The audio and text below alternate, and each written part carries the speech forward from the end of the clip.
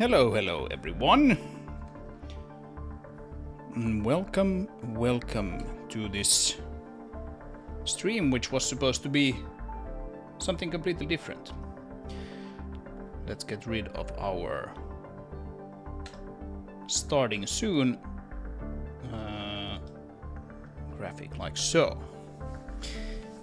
Hey Arcane, welcome back. So, this is sort of a test stream for me. This has nothing to do with any computers or software. This has to do with my voice. So, I wrote on the Discord a few days ago that I completely lost my voice again.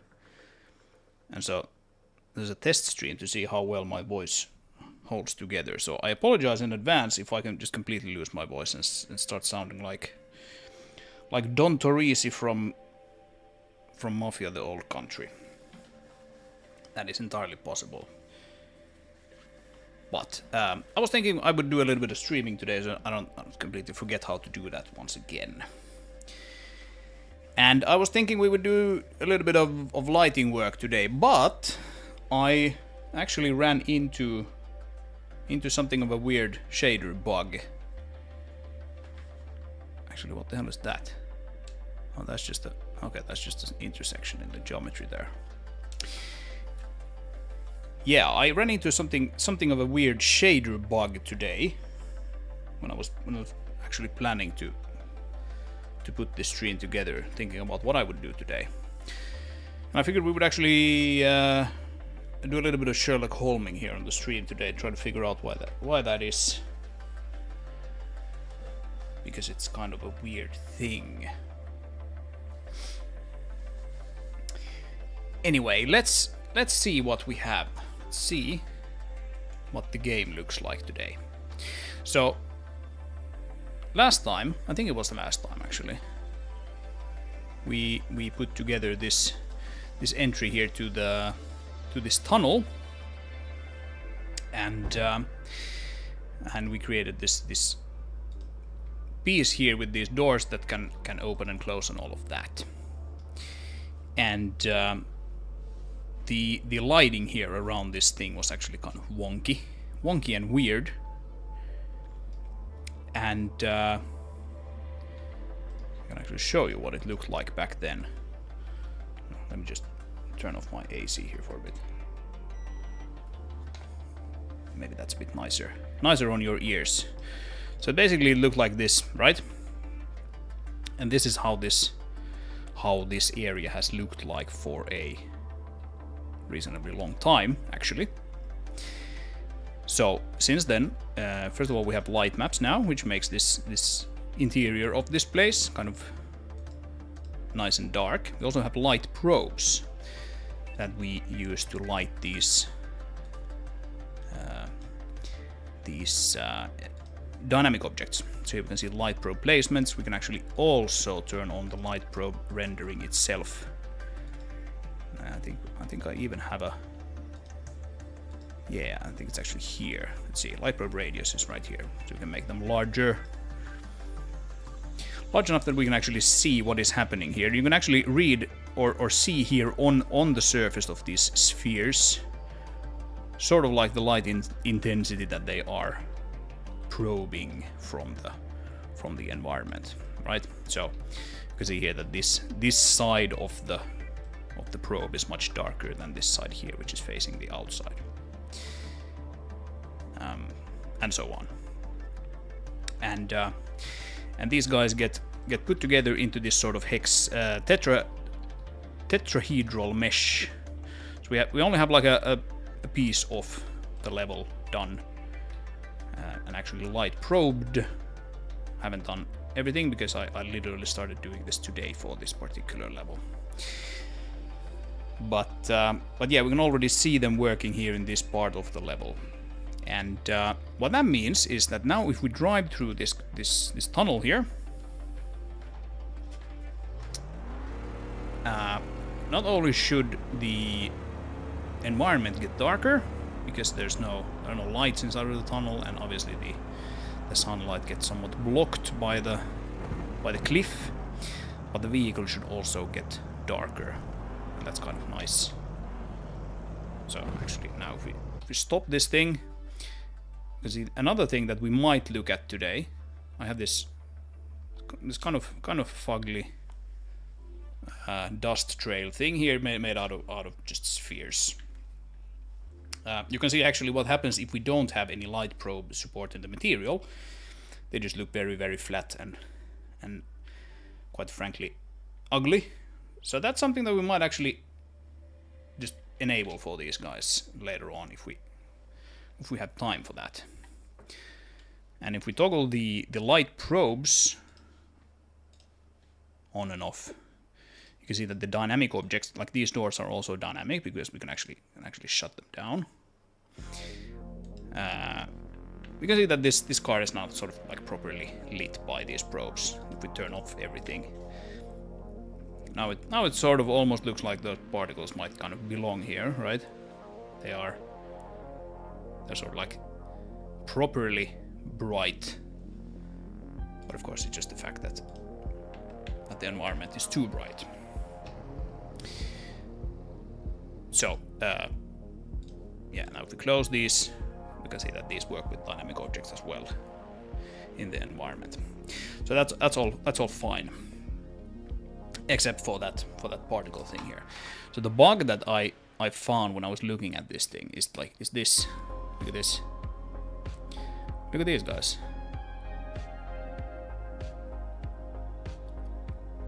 What's that? It kind of like looks like they are translucent. Sort of. Not really, because like this rock here is clearly on top of this rock. But then you can see the AO through them. So it sort of looks like they are transparent to some degree, but not really. And I have a hunch what this is, but I don't exactly know what is causing it. Hey Radu, welcome to the stream. Oh, by the way, do let me know if the audio levels are just all wonky and wrong, and we'll try to fix those. So you can see that this kind of only happens in the shade, right? We have like other rocks here. They kind of don't have this problem. They have a little bit of it actually. Yeah, they have a little bit of it. You can actually sort of like look through this rock here. Actually, yeah, I was wrong. It is actually a thing. You can look through this rock and see the environment, almost as if we're looking through some magical mirror. Yeah, the trees don't have any leaves. Trees don't have any leaves, and there's no grass. It looks kind of funky. Funky, actually.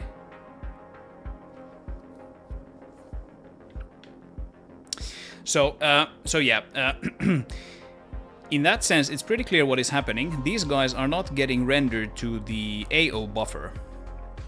The question is why? Why is that? Why is that the case? If we turn off the AO, I'm pretty sure that problem is going to go away. Right. So now we have very flat, boring lighting here, but we don't have this issue. The issue goes away completely. We can no longer view the environment through these rocks. Turn back the AO and have the issue again. So something's not right with the AO. The interesting thing is that we don't have this issue here in the editor. You can see here that we can actually toggle the AO on and off, and they work. You can also see that we have some AO here, like underneath the rock, right? So that's strange. Why is that happening? Why does this look like this? But it looks wonky in game. Oh, actually, Look at this. Editor runs in D3D11. Game runs in D3D12 mode. Could that maybe be the problem here? I don't know. That might be an issue at least. So maybe it's a D3D12 issue. LOD levels might be. These guys don't have any LOD levels. They're so simple that I kind of like dissolve them when I fly out, when the camera flies out too far. It's pretty difficult to see actually here the dissolving because it's so far. But if we create another one of these guys and then just make them very, very large like that, and then we fly out, you can see that they have this dissolving effect going on there. Okay. Interesting. Let's make this a little easier for us to work with. So let's go to the proto level. I'm not gonna save that.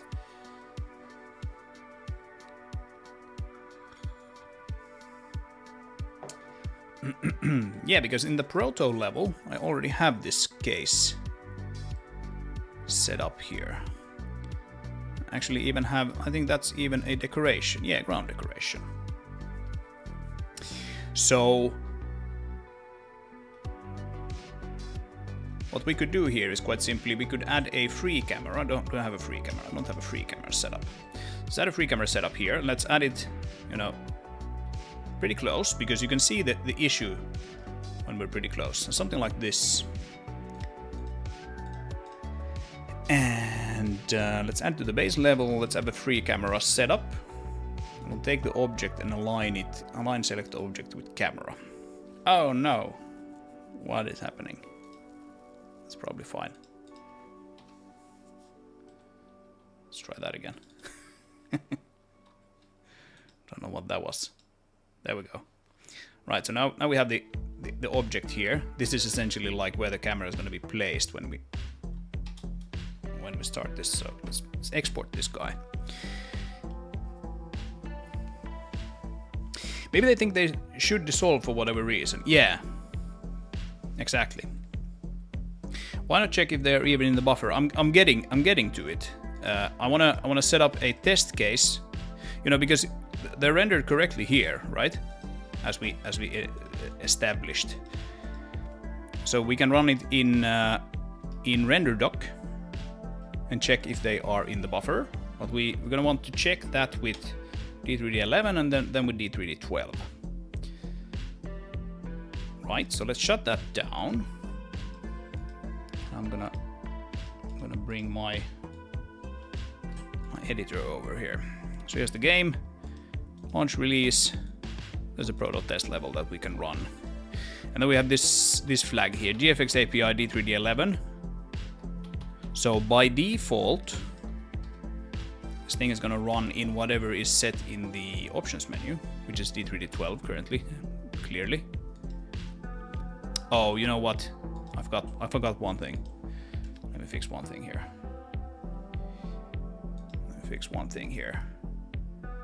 Proto test level. We need to probably activate this free camera setup. Yes, activation mode at game start. So the reason I have that is just so that we can sort of compare the two environments immediately. Right, so here we can see the problem. You can already see this slightly pixelated AO thing coming through here. This is again the problem here. And you can see the mother vehicle there through the rock.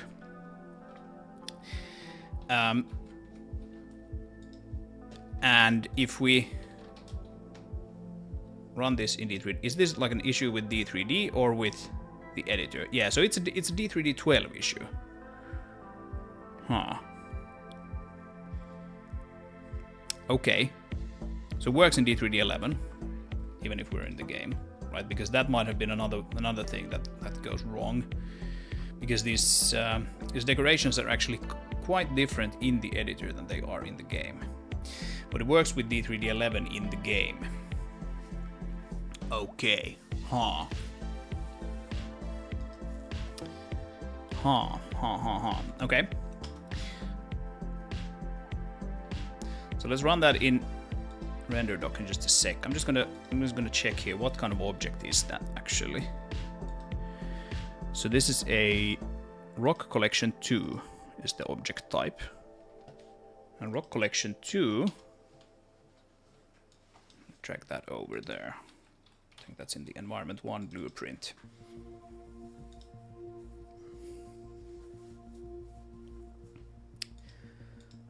It's this guy, right? So that looks like the correct one, yeah. So it's one of these guys.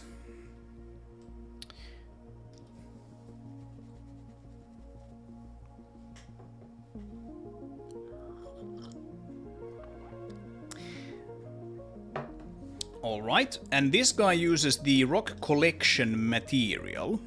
So that's an interesting hint, because it's probably a bug in the material, right? Rock collection. Oh, it's right there. Right there. It's this thing here. This thing right here. And we can see here that it does the pixel dissolving. Dissolve pixel based on the camera distance, right? Okay. Okay. So what I'm gonna do here is I'm gonna make it really easy for myself here to, let's call this rock collection bug.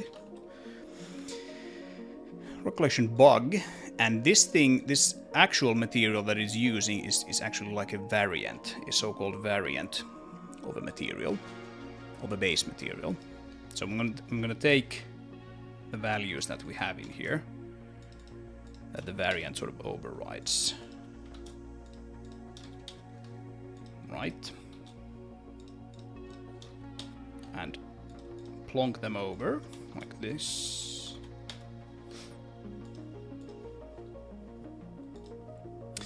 And save this. Rado says this is a bug in NVRHI. Why would that be? What are you basing that on? I'd be very surprised if this was actually a bug in NVRHI. I'm almost 100% certain this is my bug, not there. But we'll see.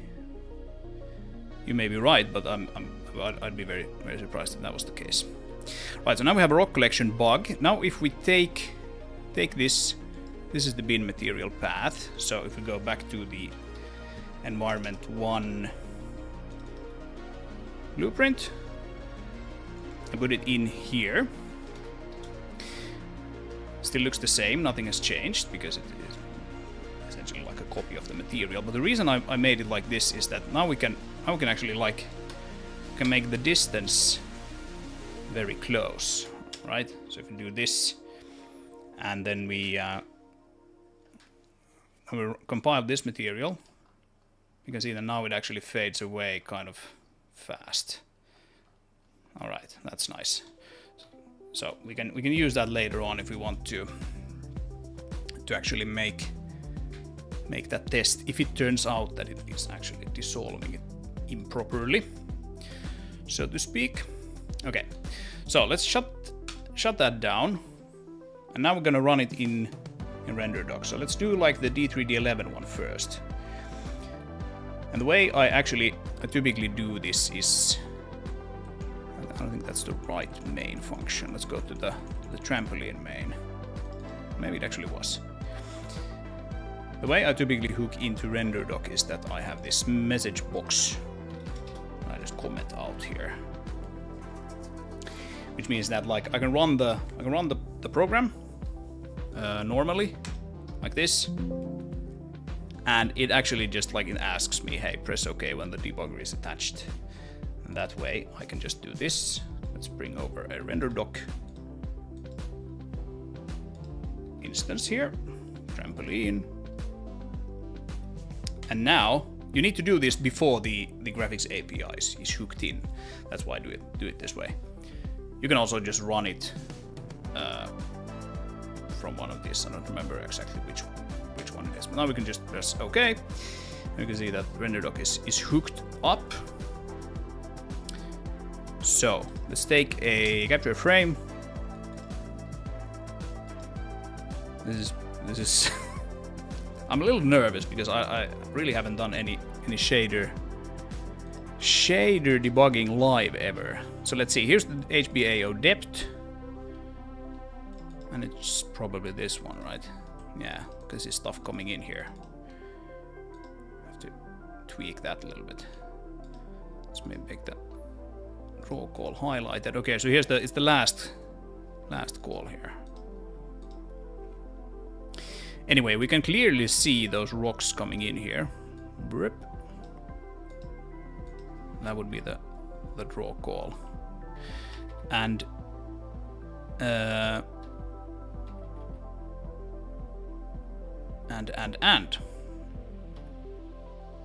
wireframe, that's the depth. So we can see the parts that are actually above the ground. That's fine. Stencil is also fine. Like, if I somehow have the state incorrectly set up, right? These might be red in the D3D12 version. Backface culling is fine. Viewport scissor region might also be incorrect. That's actually something that's you know, that might have or have actually caused some issues for me in the past. No nans. I don't even know what histogram clipping is. That's interesting. Yeah, so this looks good. Let's just minimize that and run it again.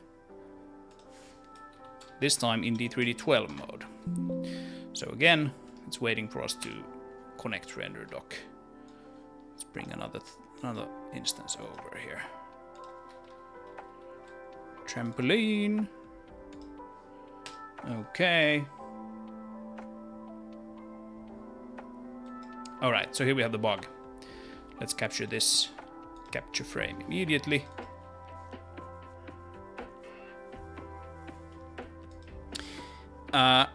One thing that actually, I'm just going to shut that down.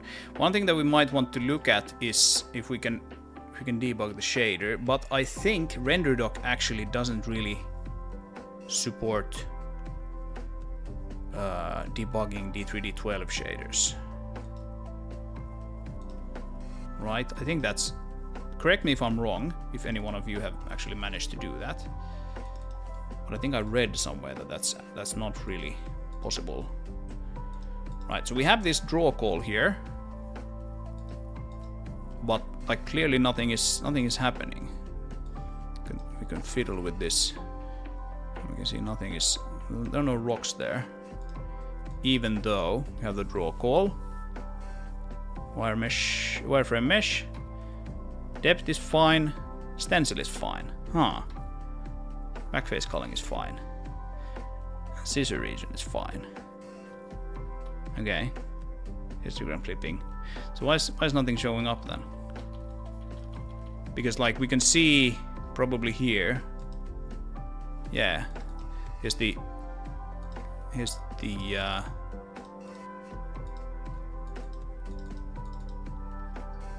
what is happening? Why is this all red?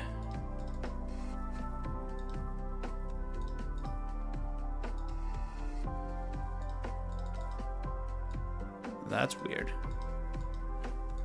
Oh, now it's all green. It is supposed to be red, essentially. Yeah, I don't know what that's about. Well, we can even see it here in this screen, like the AO. Here we go. And we're only writing to the red channel, right?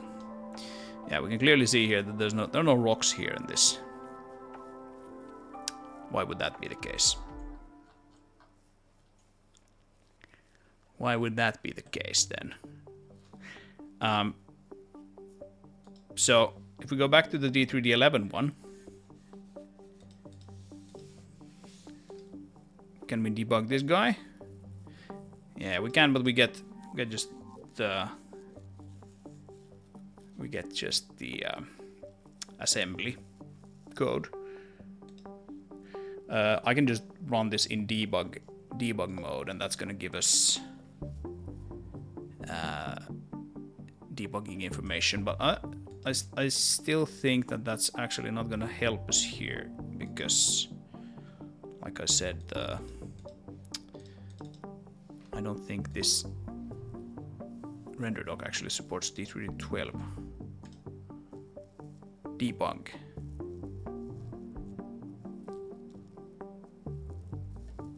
Huh?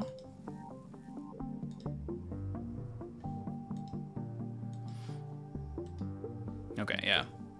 It doesn't even try to give us any disassembly.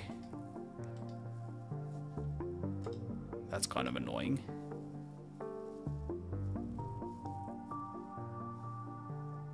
Let's run it again with the debug information. We can keep this D3D11 one here. That's fine. I'm gonna turn that on and run F7, and it shows us, yeah, the debug mode warning. Are you sure I want to actually do that? Yes, I am sure. And we get the material there in debug mode.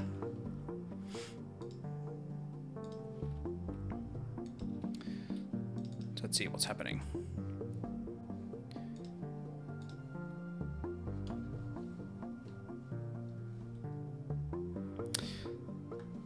Right, so capture frame immediately,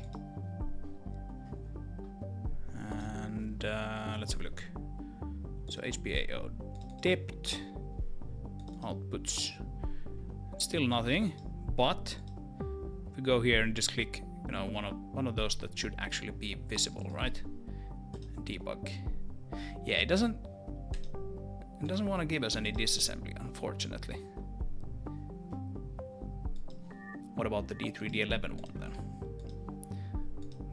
Will it give us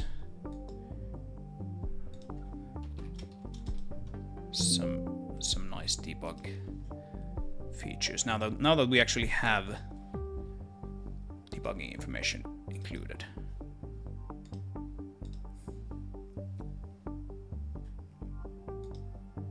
Capture frame. Open the thing.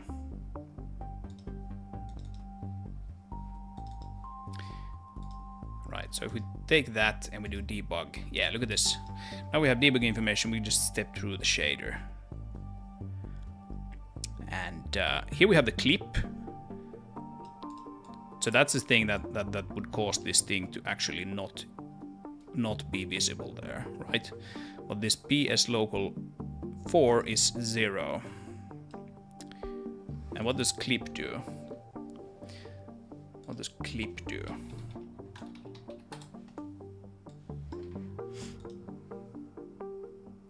I've looked at clip earlier clearly. So discards the current pixel if the specified value is less than 0. Well, we're sitting on the edge here because this is 0, but we're still not clipping it, and like we can actually see it here. We can see these guys here in the D3D11 one. Okay. So it's a bit annoying that RenderDoc doesn't even try to tell us, to show us the debugging information here. We just get, we get just another tab here. It does say though that the shader executed a discard, so you know, clearly it was clipped. Clearly it was clipped.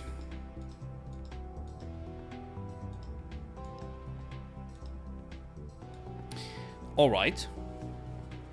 So what was it clipped? Let's have a look at the shader code. I'm just gonna go drink a little bit of water. I'll be right back.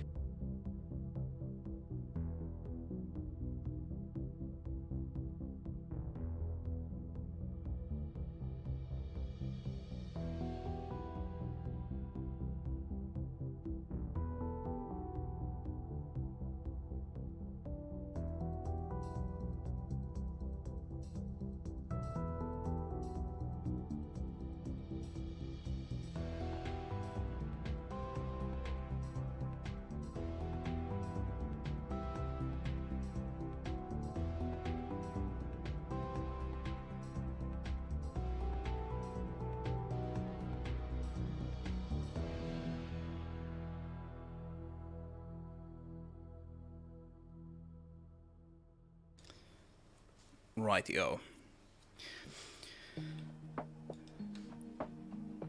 Right, so it is executing a discard. Let's look at the shader code for a bit. This is D3D11, so let's just get rid of that and let's uncomment that because we're probably going to be wanting the D3D12 version when we run it next. So this is the main pass for the thing, and that's just sitting on the wrong screen there. So my materials are built up of node graphs like this, and then we have a generated shader code. This thing actually updates in real time if we just mess with this thing here. So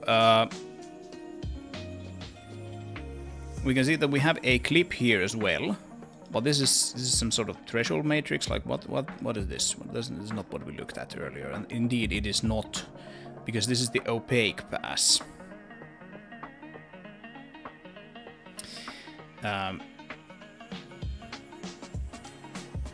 The opaque pass uses a dissolve pixel node.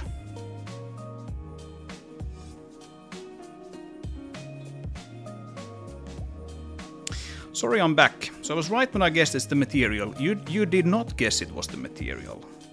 You guessed it was NVRHI, which is a completely different thing. Which it still might be, I might add, but I kind of don't think it is. Anyway, yeah, so this is the opaque pass, and I think the opaque pass actually works.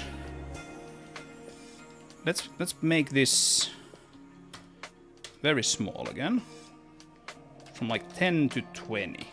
So when we're 10 units away from the, let's see, object distance to camera. When we're 10 units away, we're fully visible, and when we're 20 units away, we are fully dissolved.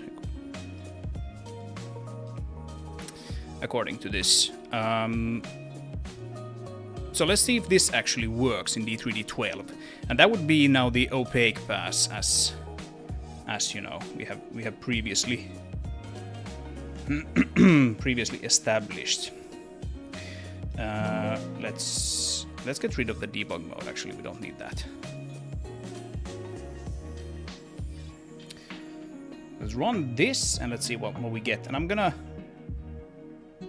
Never mind. We'll leave this message box there. It might be handy to test this out in RenderDoc later. And now we can see that. Okay, yeah, we have the dissolving working there. You can see the things dissolving kind of nicely. So the dissolving works. That's fine. So the logic there with all that, like calculating all the distances and everything, that works fine. Cool. So now then the question is, if we go to the HBAO depth pass, this is the problematic pass. It uses the exact same parameters, so fully visible distance, fully dissolved distance. And yeah, this is kind of wonky though. This is kind of wonky. What UI library are you using? I'm not using Qt. No, this is just WinForms. Old school Windows forms. That this is created using.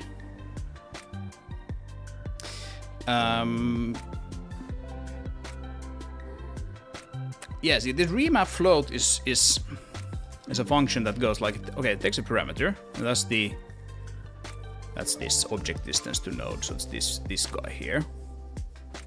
That's a float that gives us the distance from the main camera to the object. And I think the opaque pass uses the camera of the pass. There's even a comment here. Use camera, not main camera, to prevent the object from disappearing from editor thumbnails. Actually, for the HBAO depth, it wouldn't really matter. We can use the main camera. It should be completely fine here. For the shadow map, you need to use the main camera. Otherwise, otherwise you get just completely wonky distances. Anyway, we remap this distance from 10 to 20, so that would be those two guys. But then we remap it to from 0 to -1. That's the strange part. I think this is just like, this is not really what I want.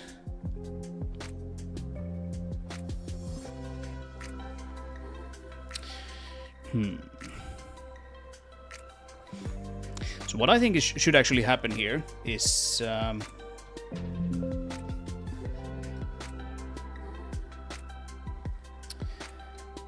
when the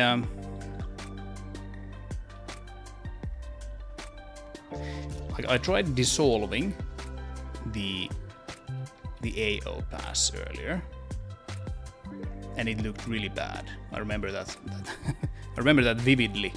And that's why we actually have a clip pixel node here. You can see here the clip pixel node is quite simply just a single line of code. It's just a call to clip. While in opaque it is this dissolve thing, which is significantly larger. That's the whole dissolve thing. So it uses like a Bayer matrix to do this, get this sort of dissolve pattern going here, right? Now we could do the same thing with the AO as well, but I remember that looking really bad for many reasons. So I think actually what we want to check here is how does it look in D3D11 now that we have those distances set very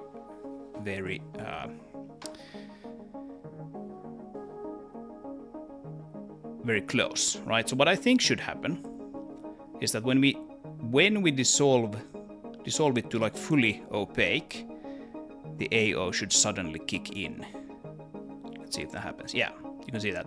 When we get to fully opaque, when the dissolving has sort of continued to or like finished, I would guess, so that it's fully opaque, suddenly the AO pass kicks in. You can see that there's like sort of like a halo of this dark stuff that sort of appears all of a sudden.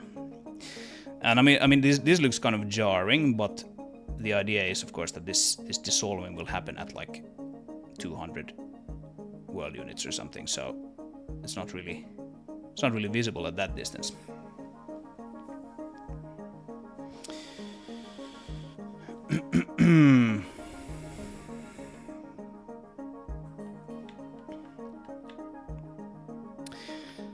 Take everything I say with a grain of salt. It's fine. It's fine. I specifically picked up on the fact that you thought it was NVRHI, and I was kind of interested in why you think it would be NVRHI. Like actually interested in that. So, okay, what we're gonna do here is just completely bork that thing. I don't like this at all. It seems like this just happens to work with D3D11. Might actually even be just DXBC shaders, right? The D3D11 shader format, which we can actually also use with D3D12, but I don't do that. I use the new DXIL. So it might just be that DXIL, interprets this logic, in particular this line, differently, and then it just like it doesn't work. So what we actually want to do here is we want to get this guy, I want to get that, and I want to get this, and not do any remapping, because the remapping is actually only sort of really usable if you're doing like the dissolve, when there's like a remap from fully visible to not visible at all. But in this pass, we actually just want to go, okay, is this the float that comes out of this thing larger than this thing? And if it is, then we just clip it. Then we use one of these guys. So it's sort of like an if statement. How do we do that though? Because I don't think I have an if statement. I don't have like a comparison node here, which I probably should have, but I kind of don't have it yet. There's a float parameter, which is like one of these guys. There's a float function, which also doesn't do any comparisons. There's just a float, which is a constant. There's a float operation, which is add, sub, multiply, and etc. And there's a remap float. Yeah, so we don't have any comparisons. Okay, that's fine. That's fine. I should probably add like a comparison node at some point, but let's not do that right now. Let's instead... Yeah, no, we don't need to save that.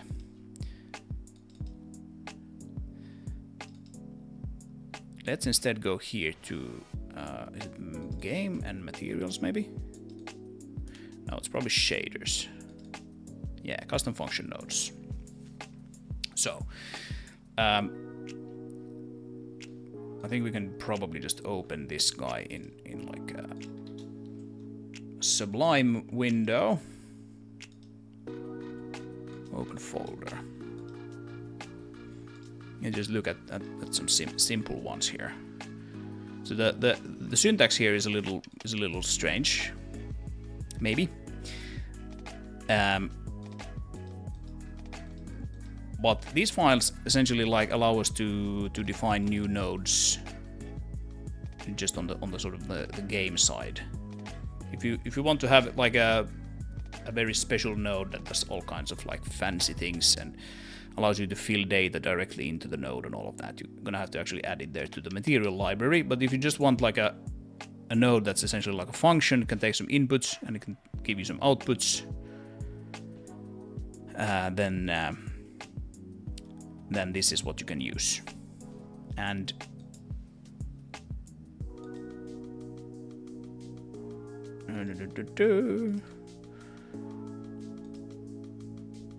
I lost my place where I had that material that we were looking at. Game.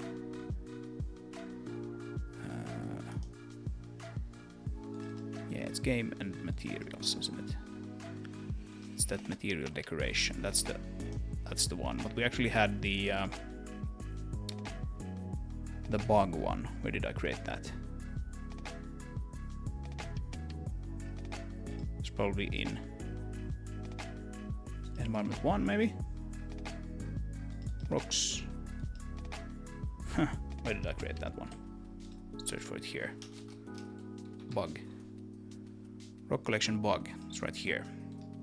Let's explore to that. Yeah, it's in decos. Okay.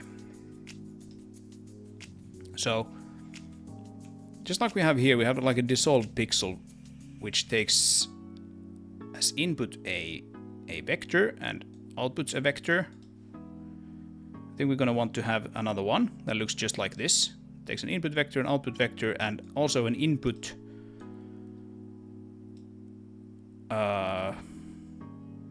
Maybe two functions. So we have a value which would be this, and then a threshold value, and then the node is something like, you know, clip if above threshold or something like that. And then we can plug it in here, right where we have this guy. But instead of doing this remap business, we just plug that straight into the value, and then we have another one, which is this fully visible distance. We plug that into there. How about that? Would that be good? I think that would be good. So.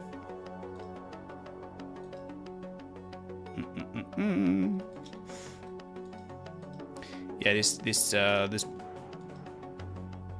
syntax is a little wonky here. Just why I'm just looking at some examples here. Float 3. I think it's probably like float 4.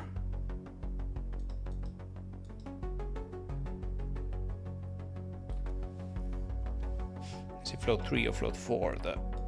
The vector that we're gonna want to pass. HBAO depth. So position right here goes into the clip pixel.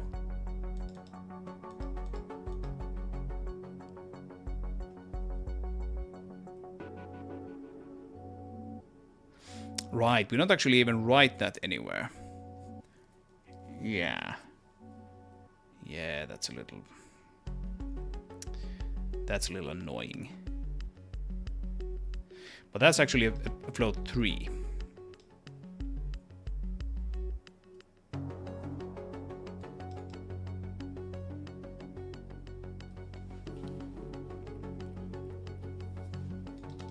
Where's that actually used? It's not even used anywhere. Yeah, alright. It just basically, since we are sampling this position pin here, right? It stores it in a local, but yeah, this thing would be probably then optimized away by the compiler, because it's like, okay, you didn't actually use it for anything.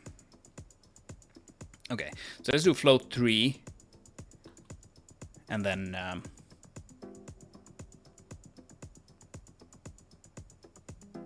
should be a float 4.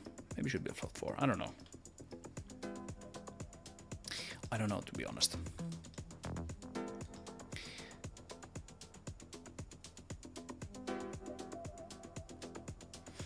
And the reason we need to actually have the input there is that we need to sort of like route the output value through the node. And because of that, we should probably have it as a float vector. Yeah, let's just do that. So I'm gonna take this thing, and let's do. Do I need to? Let's see.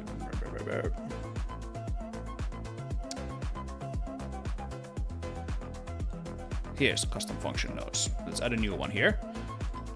And we can do this like, let's call it clip if above threshold CF node.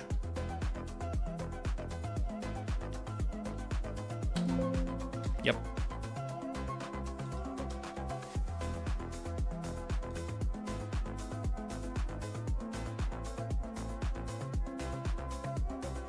Yeah, I think that's probably right. And I don't think it actually even matters what kind of float we're passing to it, because we're not going to do anything with it. We're just going to call clip if we are above some value. So let's call this clip if above threshold. Custom can be just custom. It's valid in pixel. Right, so clips the pixel if the given value is above the given threshold value. I'm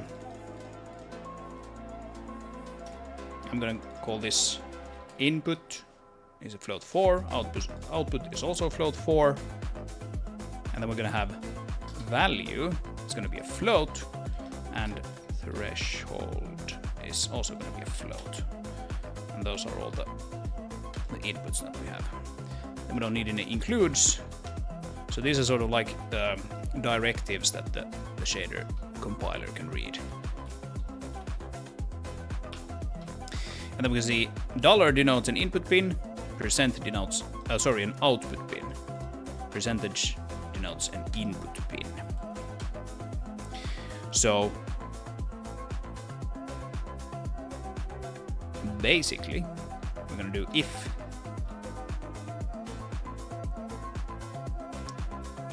percent, something like that.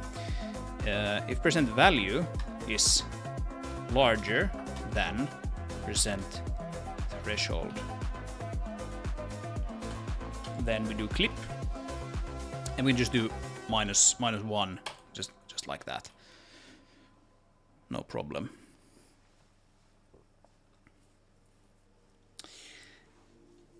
And I don't think we're not even gonna touch these inputs and outputs. Like we could do this, we could do dollar would be then output equals dollar input, like that.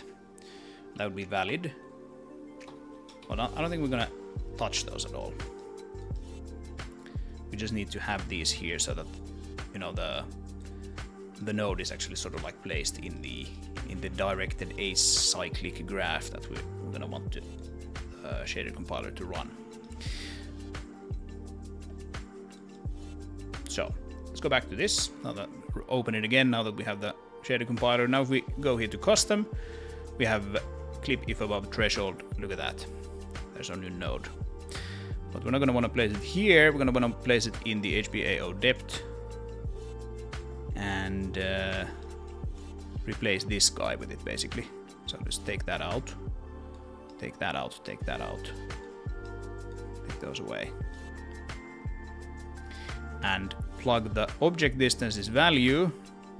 Float parameter is threshold.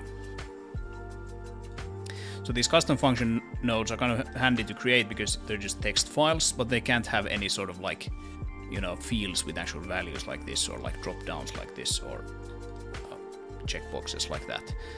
They're just like functions. That's why they're called custom function pointers, or sorry, nodes. So here's the thing now. Then here's the code that it generates. So we get the distance to the node, store it in PS local 1. If PS local 1 is larger than PS local 2, which is just 10 here, and that 10 of course comes from here. Then we clip the pixel. How about that? I think that should be fine. So I'm just we're gonna get some warnings here that like we have some nodes here that don't contribute to anything. So let's just take those away, and we can see that code updates there in real time nicely.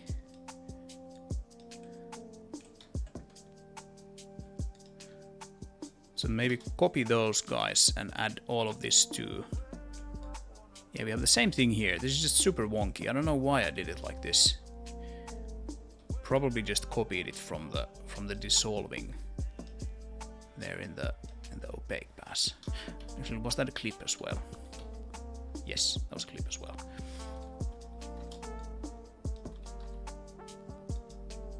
And then we have one more, which again does the same thing. Clip is there, so we're gonna want to have basically just that one. What is that? Position to position, yeah.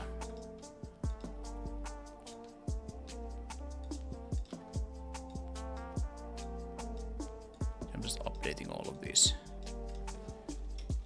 like so.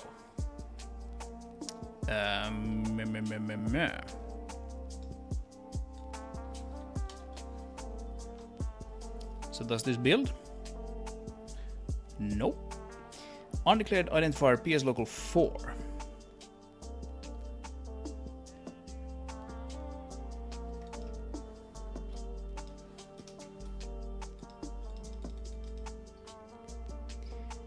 Yeah. What?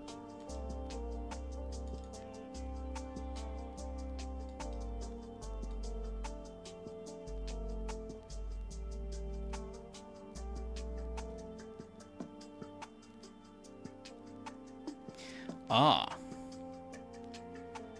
Right, so the transform vertex node here now uses something that this guy doesn't actually create.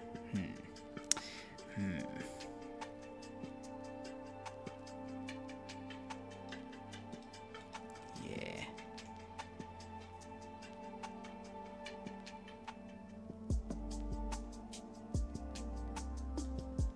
Okay, so we're gonna have to do that after all. And what I'm gonna do here then is call this clip if above threshold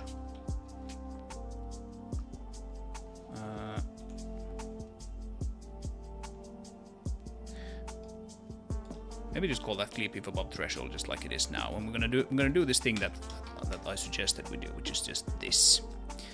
And that would be float. Oh, that's float 4. But it actually expects like a float 3. So now if we do this, we're probably gonna get a different, either a warning or a different error here. All right, let's see. Let's see what it does first of all. It was I think it was this one. Transform vertex. Local 4. Local 4 is now declared. Oh, but we need to put the float 4 there before that. Yeah, this is not gonna work either. Yeah. Now it's like, what? What do you mean? What do you mean? Local 3. Local 3 is there.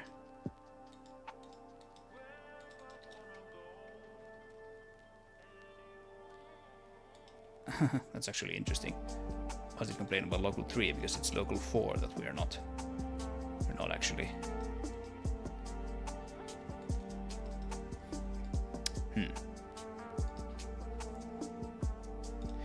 Oh, we have so many issues here actually. That should be a percentage, and this should be a float 4, like that. So we're giving it a float 4, we are outputting a float 4. So this should now work. However, I think this material might actually expect the float 3. Yes, float 3 to float 4. So what we're going to want to have here instead then is a separate one.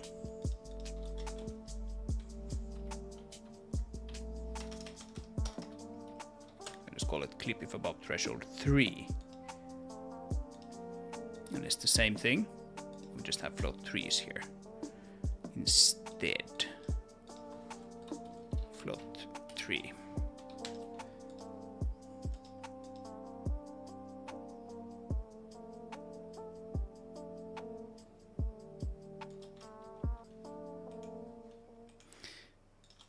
Right, and then we open the thing again. Sorry, this got a little long-winded, but I mean that's what happens when you do these things sort of unplanned for. So SSAO, instead of a float 4, we put in a float 3 here. Bloop and bloop and bloop, and now it should work. I bet it will work. It does not work. Cannot implicitly convert float 3 to float 4.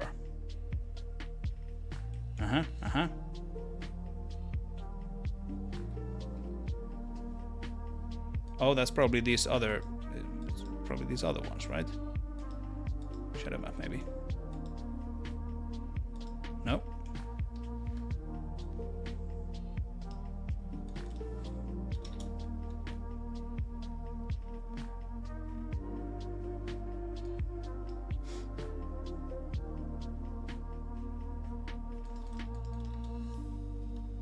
So PS local 0 is a float 3.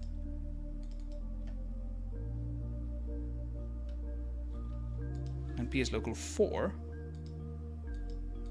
is also float 3, which then gets turned into float 4. Okay, we're gonna have to look at this guy.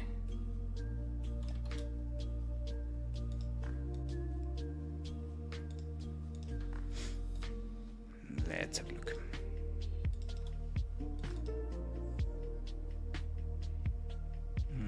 Temp and generated, wasn't it?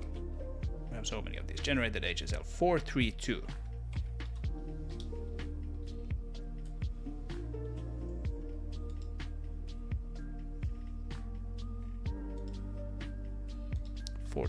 That's not a thing. It's only 139 lines long. Oh no.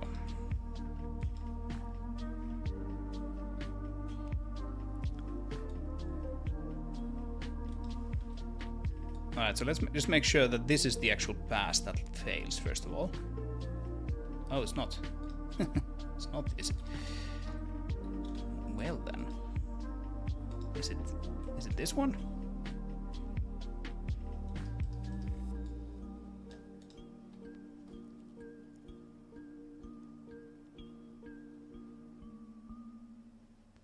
No, it's not that either. Oh, that's interesting.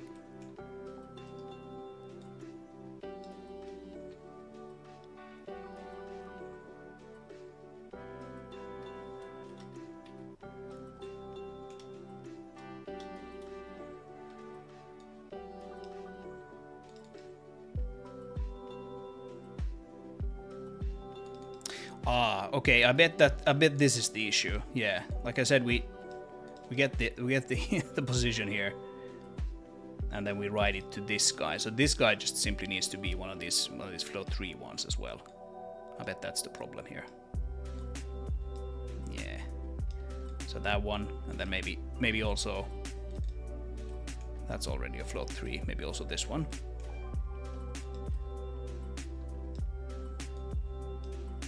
It'd be handy if you could sort of replace the thing in place without having to recreate the connections. Yes, there we go. All right. So now then, let's have a look. Let's have a look.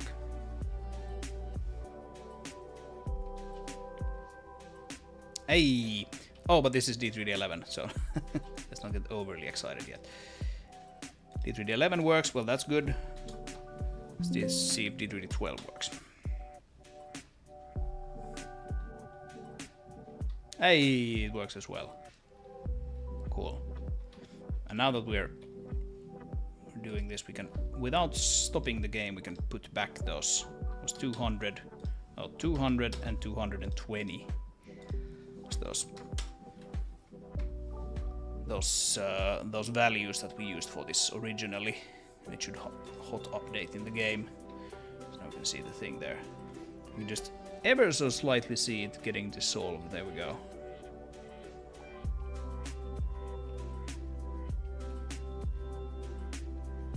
Nice.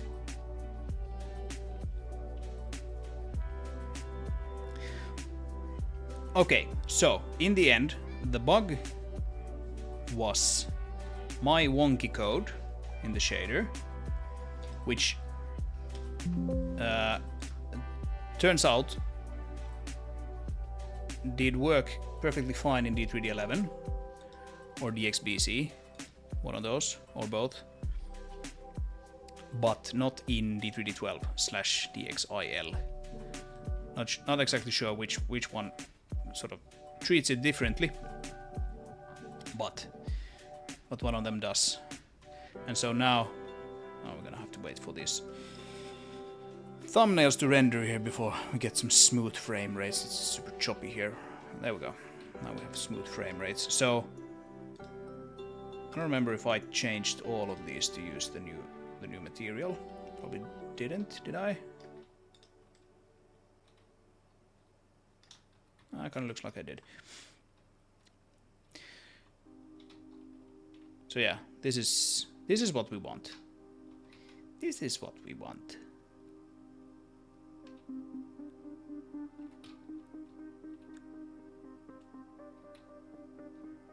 Yeah, you can see this is D3D11. Maybe we should run it in D3D12 mode. So just go into the game now. We don't need to save anything. Just make sure it actually works there as well.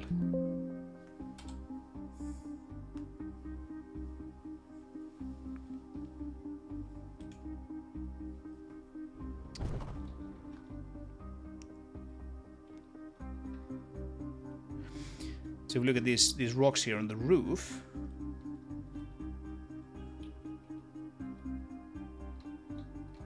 we should see their shadows. Oh no. No, that's probably not using the correct material then. Is that... Oh, we can't actually click those. Let's see. What kind of object are you? You're a rock collection 3. But rock collection 3... This one uses the collection bug, the fixed one. But the other one doesn't. Yeah, okay, so I just didn't replace it for all those. Yeah, that makes sense. Right, so what we want to do is we open rock collection bug again. I still have it here actually. Just move that off to the side, and we do the rock collection, which is a base material. It's not supposed to be used directly, so it's this base material decoration. And we go, yeah, actually we don't need to do anything to opaque, but we need to do the shadow map. So I'm just gonna copy out of our bug fix material there. Blunk. put that there. Move those a bit closer.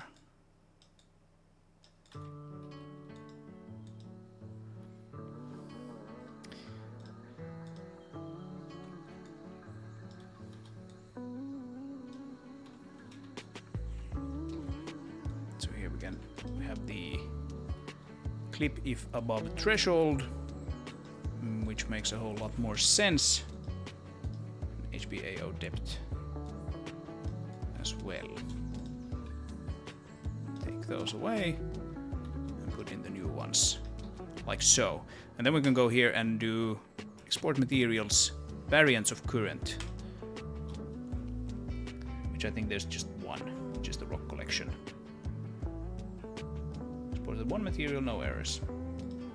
That's fine. And now I'll unload this. Nope. Unload the editor completely. Get rid of the bug material thing there, and then come back here and you know, set back this material to whatever it was before, like so. So now everything should be back to normal except the material is fixed.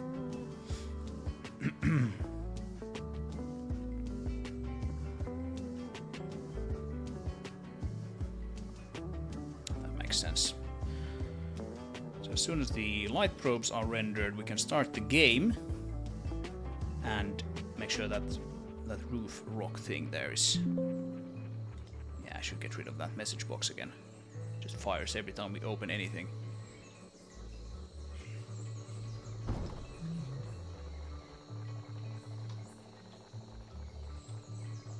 Right, so now we have some shadows here on these guys.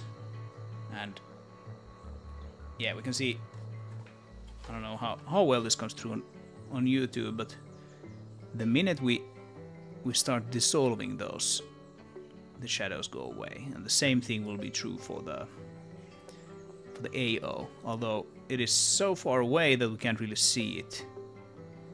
Shadows are more visible that way. But yeah, now we don't have that issue anymore.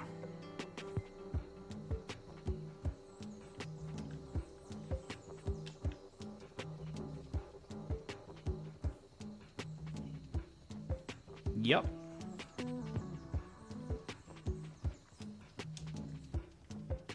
That's nice.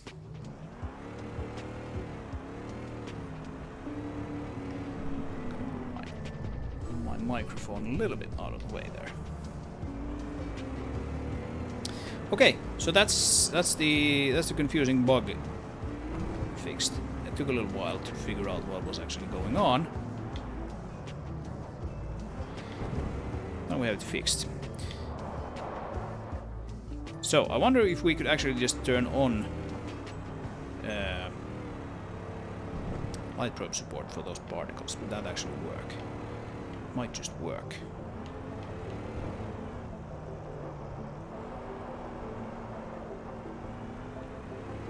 And then we would have them be nicely darkened there in the tunnel. Let's try that. See what that looks like. That's the next thing.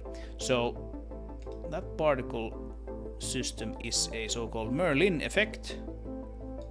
Merlin is my node-based particle system thing, and it uses the cartoon smoke continuous bin material. So cartoon smoke continuous, I bet this is just a... Oh no, actually not. This is completely custom material. Right, okay, yeah, because this uses probably here in the vertex shader.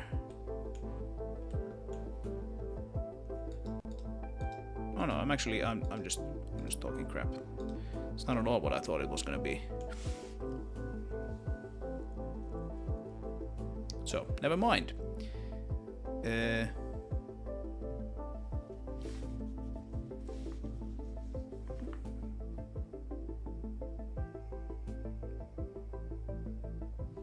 The W component of the instance color contains the clip value, right? So that's why we have a custom shader here, because we're actually encoding some color value into the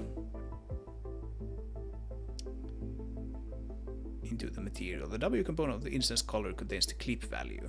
So if we look at the Merlin instance here again,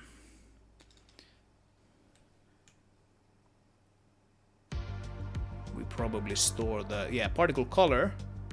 So here's color R, color G, color B, and then I have a comment here that says W is dissolved cutoff.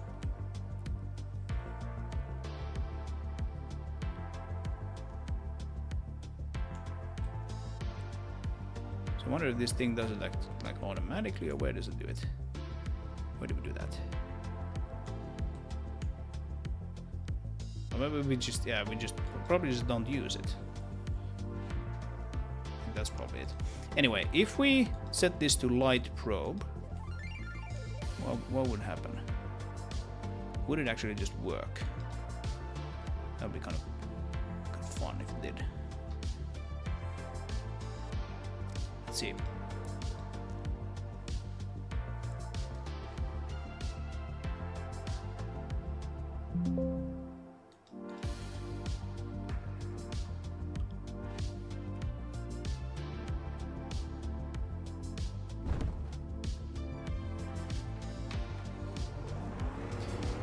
So we don't have any light probes in this part of the level. Hopefully they should still just do the same. Now if we drive inside of the tunnel, what will happen? I might be, forgetting something that I should be doing there for those things. All right, I'm clearly forgetting something, because they're not getting darker, right?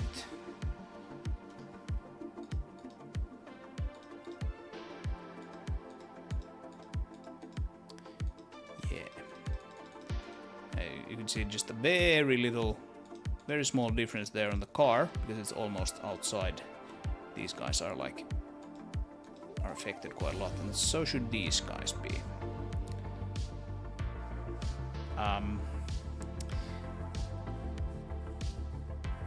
Yeah, I think there's another thing that we need to change if we want this to work.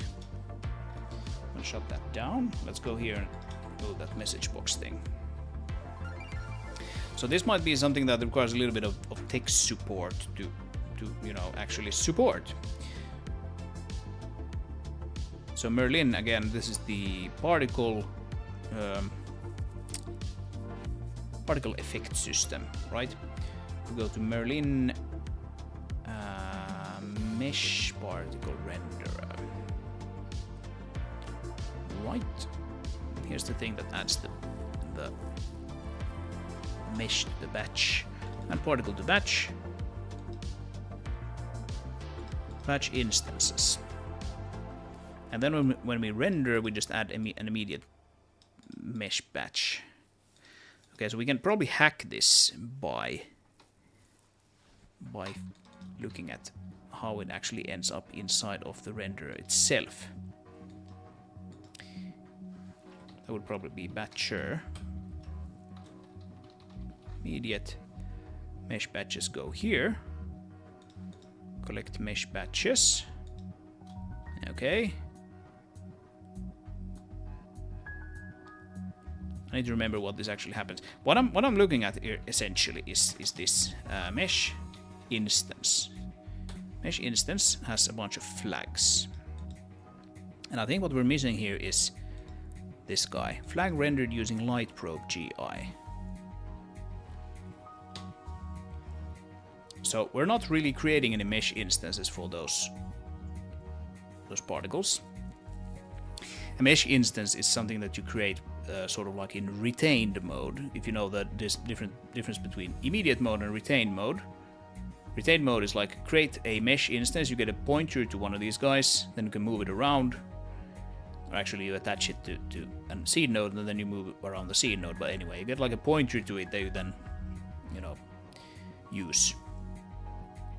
But the particles are rendered using an immediate mode batch. which is just much more efficient if you have like lots of particles being created and destroyed each frame. However, I'm gonna look at what actually happens when we set this flag here. Mesh uses light probe GI.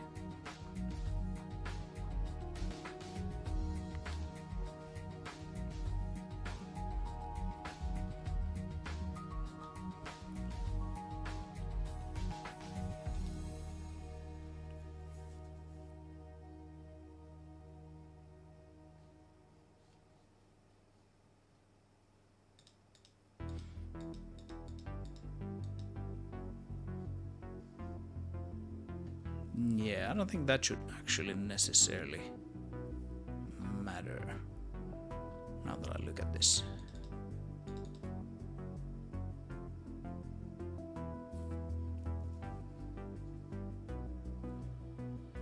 Yeah, you can see the mesh component sets it, but we're not using a mesh component for those particles, so that shouldn't really be needed. Ah, light probe mesh user. Yeah, what's that? SH light probe mesh user. Copy to instance data. This is probably the important part. Yes, okay.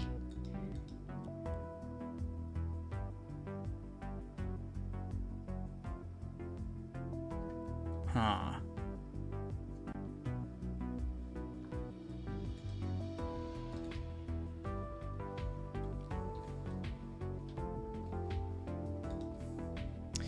Okay.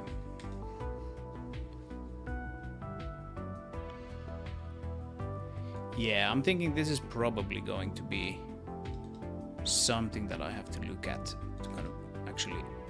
I don't remember you needed to have one of these guys. It's a light probe component. That's a tester. Yeah, the important part is here, mesh instance. It has one of these light probe mesh users, and then you update SH, so that's spherical harmonics coefficients for a position in the world. And that is what actually drives the light probe lighting, if you will. You can see here that when this calculation finishes, these guys just get darker because they get their light probe data all of a sudden sent to them. And when one of these guys move around, their spherical harmonics coefficients get updated. Let's untoggle the selection boxes here so we can see this a bit better. Like if I move this thing inside of there, it gets darker, especially if we move it down, I think. And then when we move it out here, it gets brighter. So we would need to do that essentially for the particles, which might be fine. Might be fine to do that. But I'm gonna want to do that in a very sort of intelligent way. Because like this is not you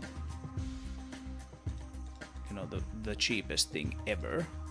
We need to get the light probe interpolation weights. So that's like if we look at this mesh here, it has a bunch of vertices essentially. Each of these probes here would be one vertex. Make the probes a bit larger. So we have the probes, and we have this mesh. And if we move these guys around, we can see the mesh gets sort of rebuilt. And so if you want to sample this light probe mesh, you need to figure out where in space you are, and then you get the coefficients for the 4 closest probes. that would be the tetrahedron that you're inside. So here, for example, maybe we can do like a tester. Does the light probe tester actually work?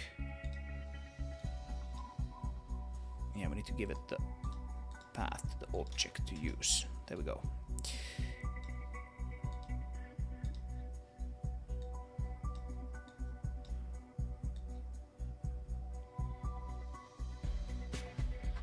Yeah, it's giving us the index. Ah, you know, it's probably if we take that guy away. Yeah, now we can see. Now it actually draws the current tetrahedron that we are inside of. And it's perhaps even easier to see if we are just moving it here inside of this tunnel. Sort of like figuring out which tetrahedron it's inside.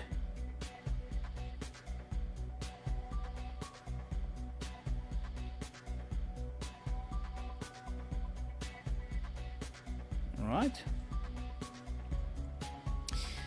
And so for the particles to actually work with the light probes, they need that light probe mesh user object. And what it does is it figures out this thing that we can see here now. Yeah.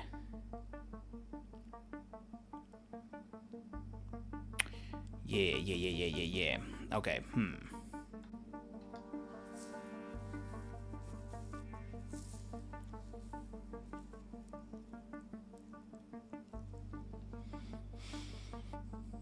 Well, I mean, wouldn't necessarily be too heavy to do that for the particles, especially if we do it sort of like in the background. We don't even need to do it every frame. We can do it, you know, in a sort of like a staggered fashion. But still, it needs to be done. And I don't exactly know who should own those users. Probably the mesh renderer. Particle mesh renderer. Merlin Mesh Particle Renderer is the name here. Immediate mesh batch. Render instance data. Yep, here is where we can upload those guys. And then set that to 1. And then it will work. So I would probably want to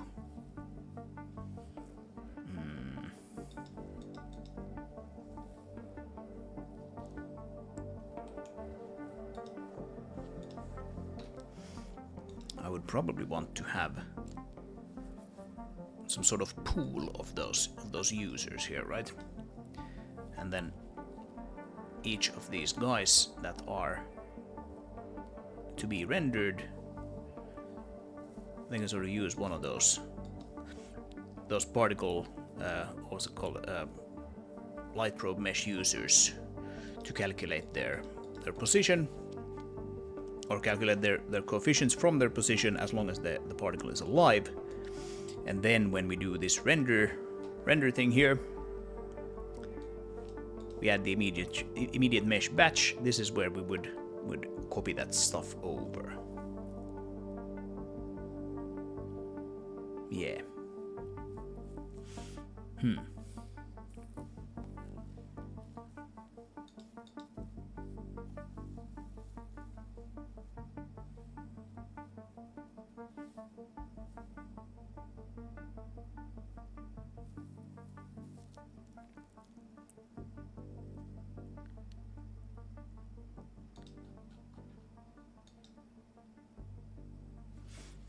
Yeah, that would probably work. And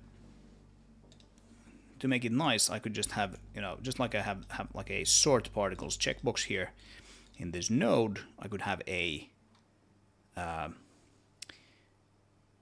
use light probes or light probe support or something checkbox here as well to make that happen.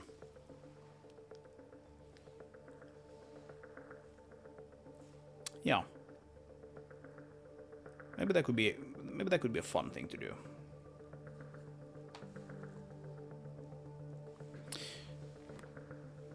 And then we could have the light probe support for the particles. Is that something you guys want to see on stream?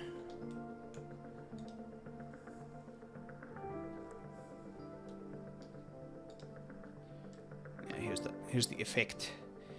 Just sitting in space, not really doing anything.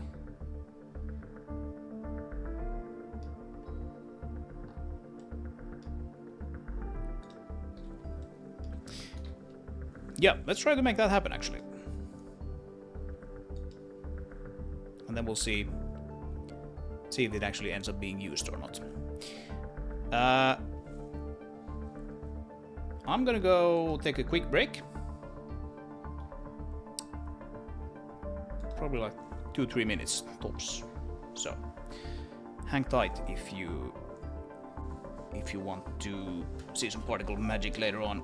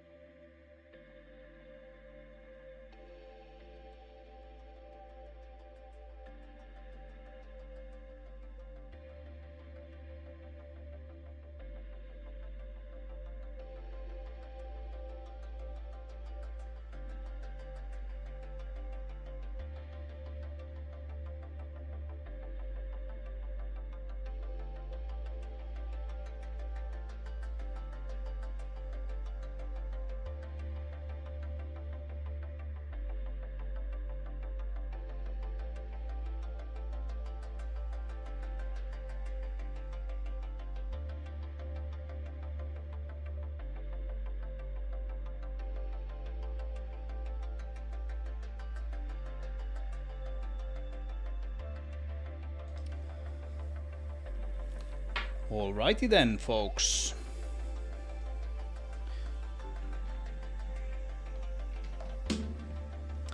Let's get the show on the road again. So, what we're going to want to do here is, first of all, we're going to want to add a particle or a checkbox to this mesh particle renderer node. Just like we have sword particles here. We're going to want to have like a light probe support checkbox here under this guy. Just because not all of them will necessarily have light probe support, so we're going to want to be clever about that, because light probe support isn't free, right?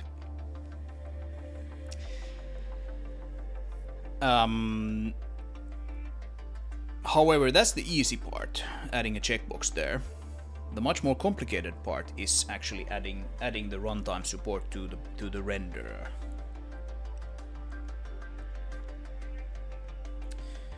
And so I think that is what we're going to be doing first. I need to come up with some clever, not necessarily clever, but like good enough data structure for managing those light probe users there.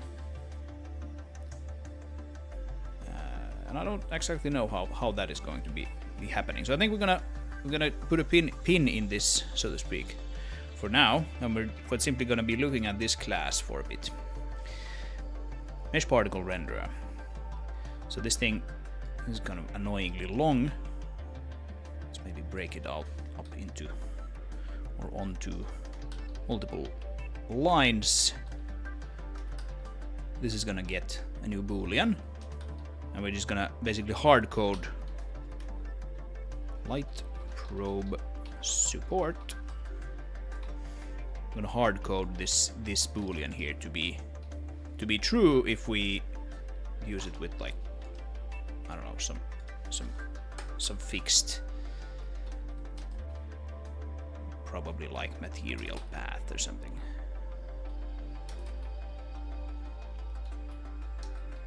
Right.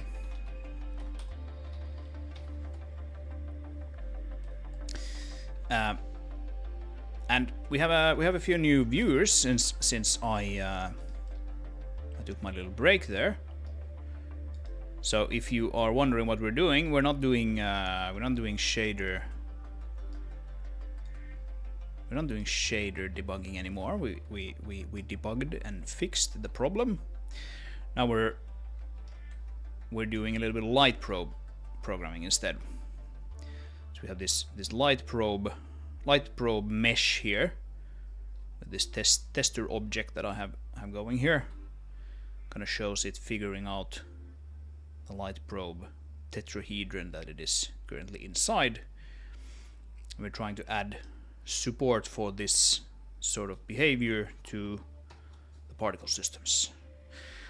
So I'm not gonna save that. No, I'm just gonna shut that down so that we can actually recompile this thing. As you can see, cannot open file because it's in use, but we also have an actual error here. So blah blah blah blah. Let's see. Sort particles is right here. Get mesh renderer. Let's try to figure out how this thing worked. So mesh particle renderer node. This guy would be one of these mesh particle renderer nodes here. And this thing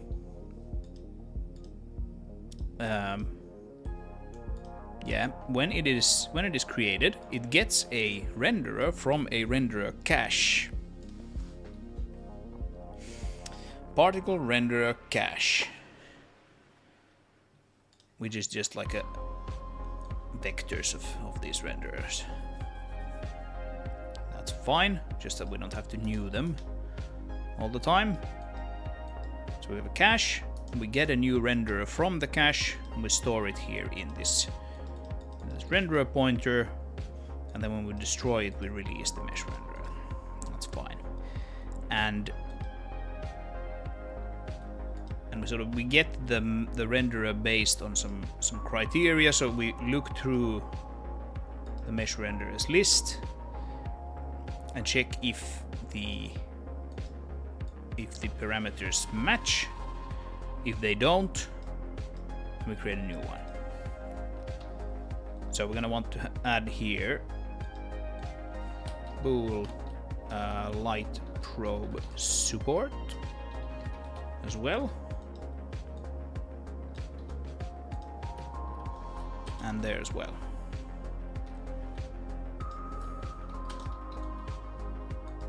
All right, and then we have light probe support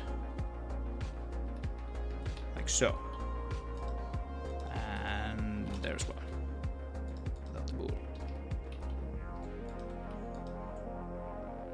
Right. How about that? And then we go here. And here is now, okay. So this is the thing that I said we need. Oh, I can actually just do this. Do false. And then here is where we would actually do, we would do node property stream, get the light probe support out of that thing. And the node property stream is a binary stream that contains the stuff that we input here, right?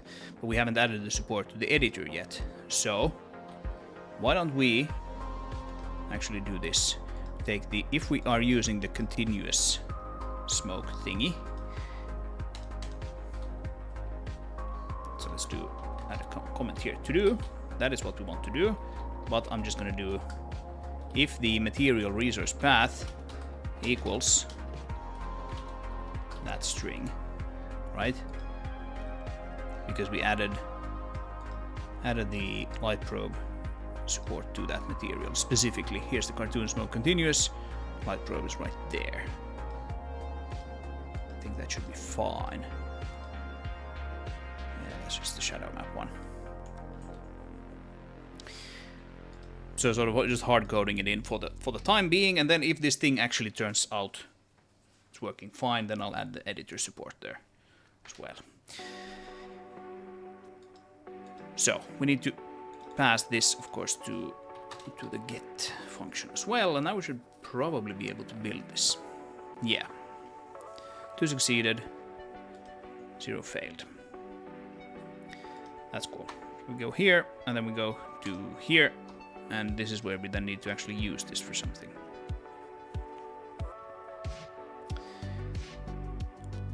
So, what do we need here actually?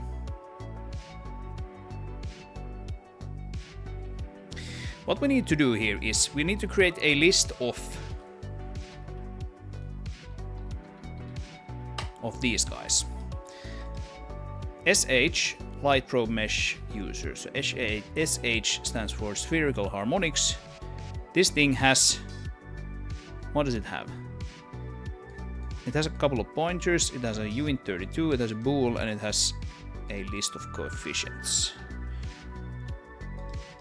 So that coefficients list is actually dynamically allocated, which may or may not be a good idea.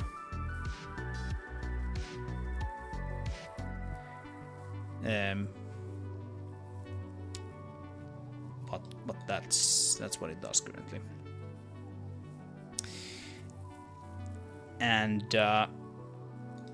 what does check mesh do? No light probe mesh in the scene. Oh, yeah, all right. Oh, yeah. The mesh is not the mesh of the object. The mesh is the light probe mesh. Right. That makes sense.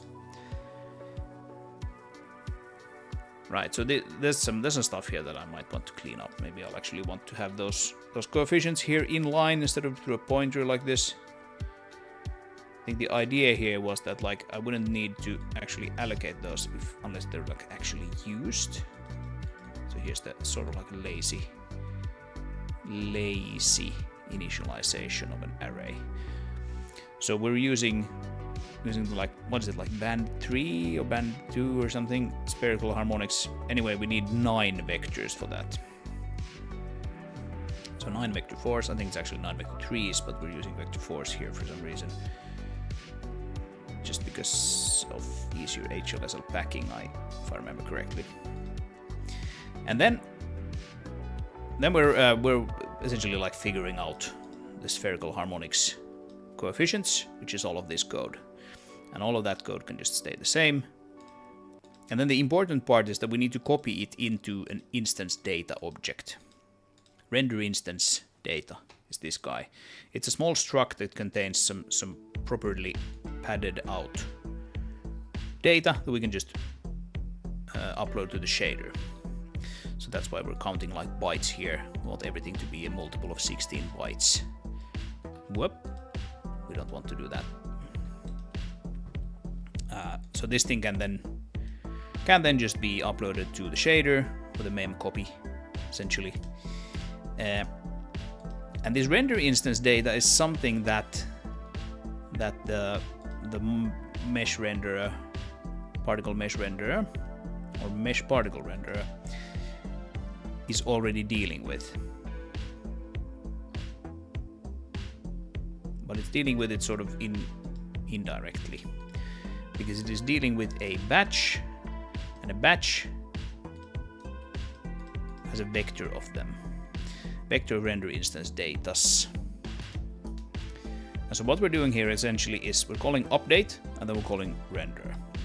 Those are the two important parts. An update gets the data from something called a particle store. So for each active particle with the renderer that we are, call this function add particle to batch, and it does this thing, and then it adds the batch here, blah blah blah. So here is the instances. That's the render instance data. Here is where we can actually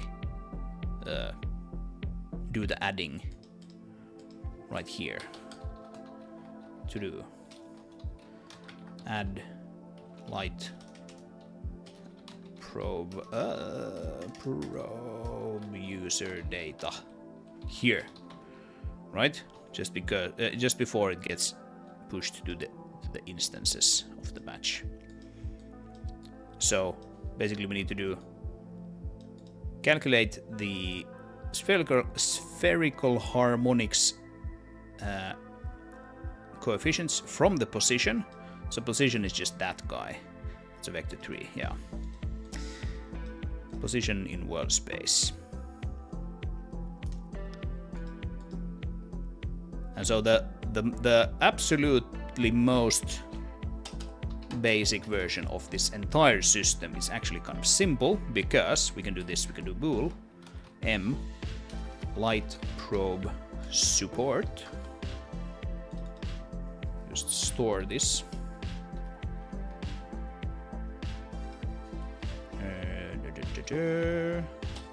Let's initialize it to false, and then we just set it here, light probe support. Where's that actually?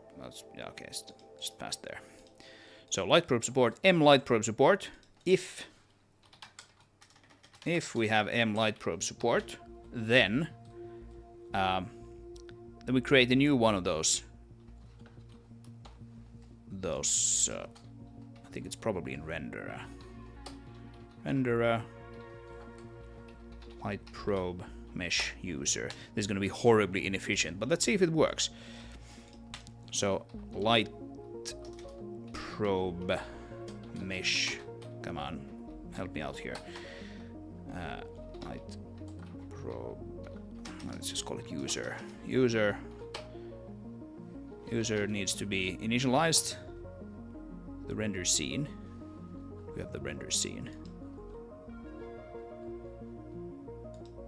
Yes, we have the render scene. Good.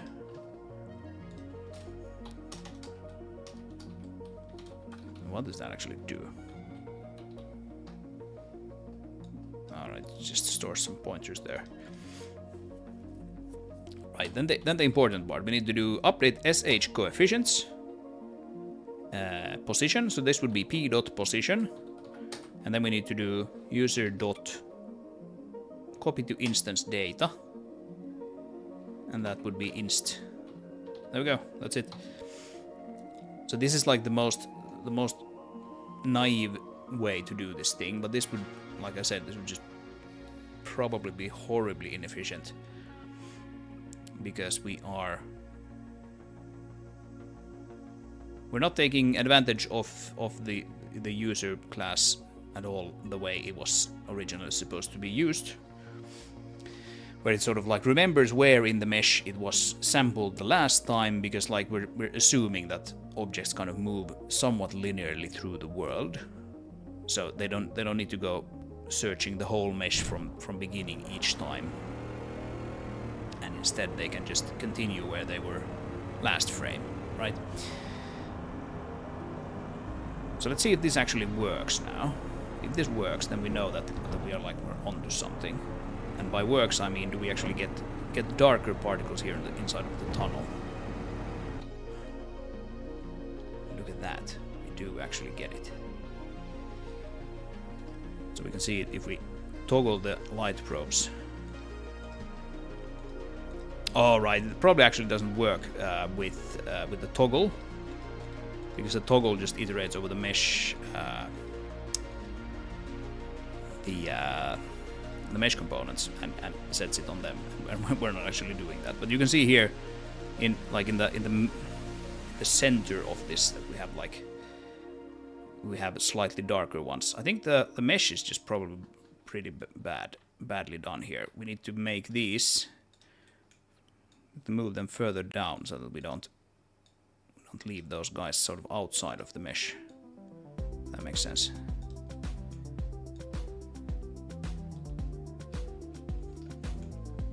So if we add let's add a piece of cargo here. What's it called? Isn't it cargo? Evidently not. Probably in the dynamic props. Oh, crate. Crate is what I wanted. So if we move this down, you can see it actually getting brighter when we move it down.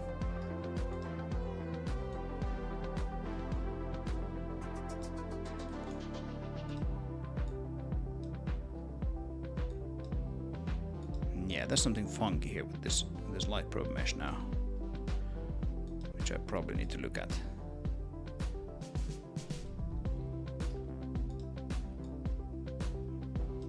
I haven't really been using this system for a whole lot of time, so a pretty long while. So I don't remember all the gotchas that this system has. It's a little gotcha heavy.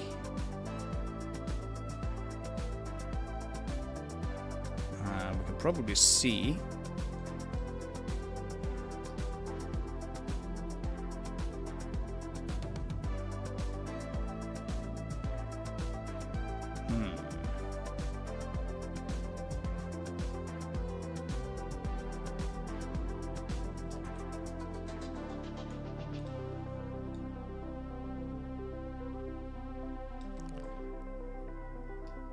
yeah, now we're sort of outside of that thing, which means that this sort of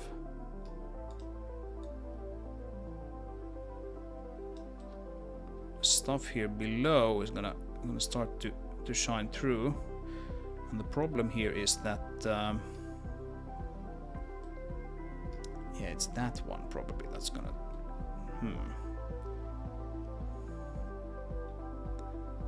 right.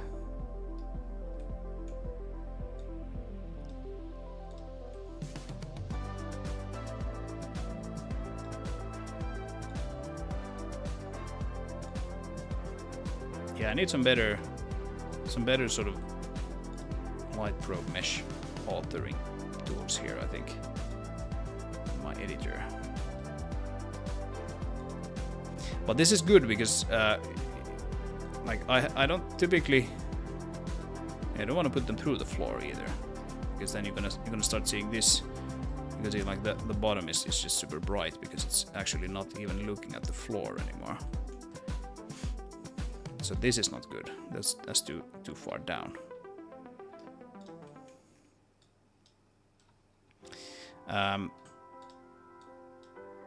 There we go.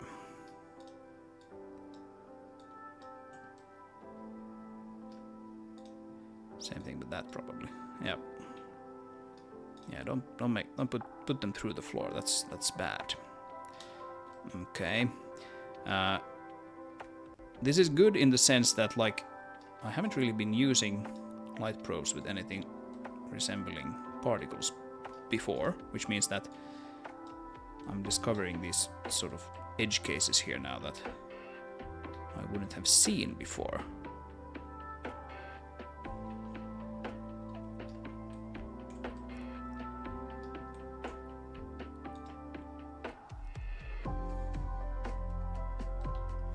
And so what we can potentially do to fix this issue is, if we take, let's re-enable these selection boxes, we take these ones that are supposed to be pretty dark.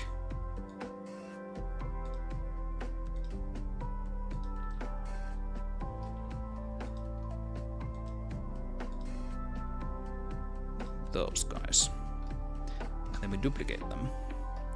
And we move the duplicates down. So that we are, you know, for sure inside of them whenever we are inside of this tunnel. There's not going to be like a proper solution, but this is something that we can try to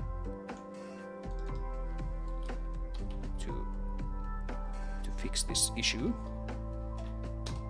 And then we just make them artificially darker.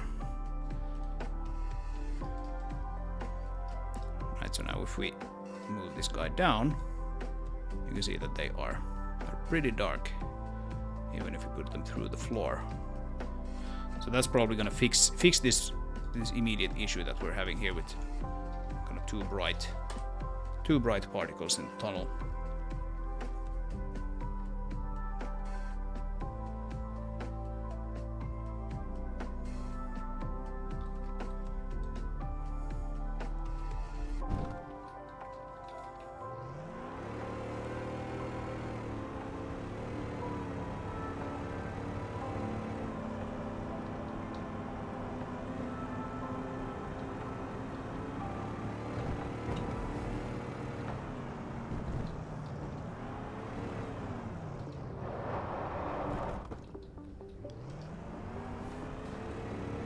Yeah, now we can see that the particles there on the dust are properly getting darker when we are inside of the tunnel. So they're very dark now, and when we exit, they get brighter again. So that's nice, because I was kind of worried that this effect might not actually even properly work in darker areas. Well, it kind of looks like it will work. I'll just take a little bit more well, work on my part to make it nicer to actually use. As we can see, that the contrast to these very small sort of dust specks here is quite large, because the small dust specks don't use any light probes.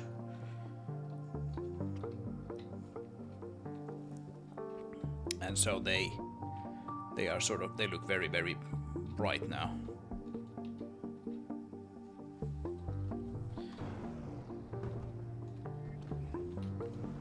And we can even drive it from this perspective here.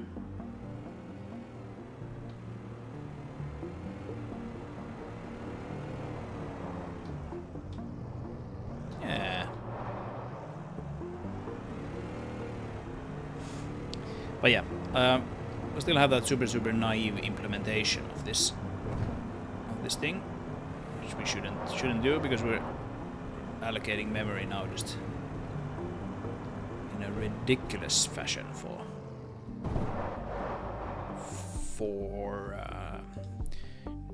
you know, just having the users be there at all. So we wanna put in some better system for that. So this thing is not gonna cut it in the end. So what would we want to do instead? Then, I wonder if that particle has some sort of ID. Has flags. I mean, I guess an ID would be perhaps like oh, it's a renderer ID. Here we go. Hey, what is this?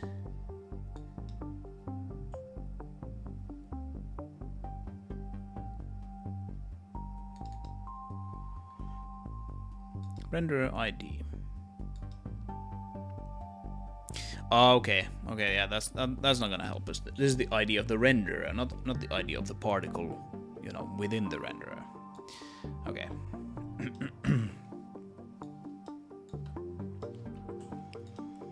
So that's not gonna do anything particularly nice.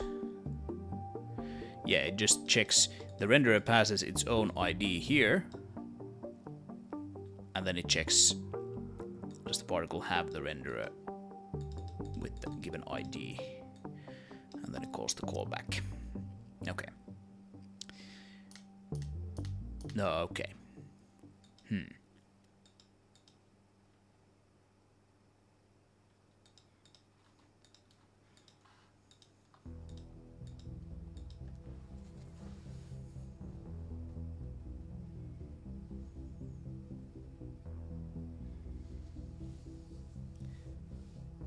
So what I would like to eventually have is some sort of data structure here where the mesh particle renderer would know that, okay, I have a bunch of particles that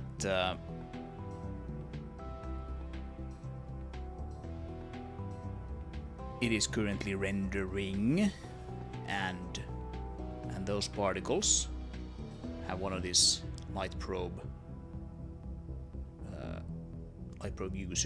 mesh users associated with them, or each one has their own, obviously. The problem here is that this mesh particle renderer is kind of like stateless, in the sense that currently this update just gets the particle store, the ID for actually rendering it, and then it goes, okay, just add all of these particles. It doesn't really care what it had previous frame, it doesn't really know what it will have next frame, it just knows that, okay, this frame, I'm going to render all of these guys.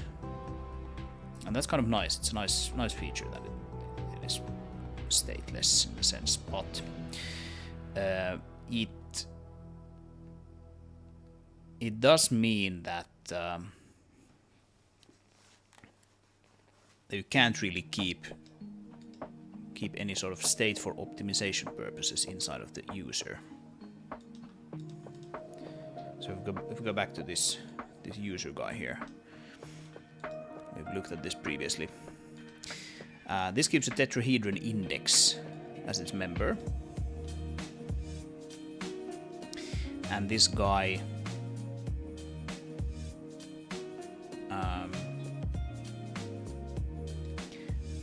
is interesting in the sense that, like, when we call the update sh coefficients,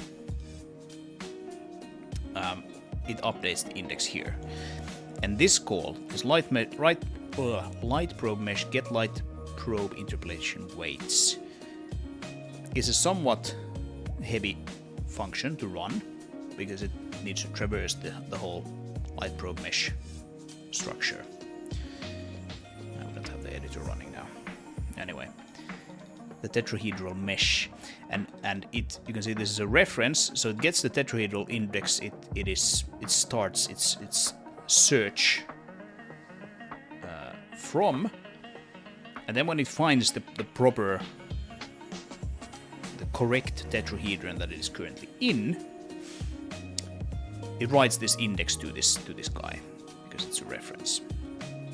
And then next time you call this thing, it can start from that tetrahedron. And tetrahedral meshes are kind of interesting in the sense that, like, if you kind of roughly know where something was last frame and you want to find its current position in the mesh, it's much faster than if you start the search from the beginning.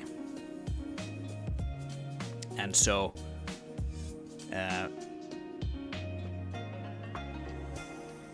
this thing is very good to sort of keep in memory.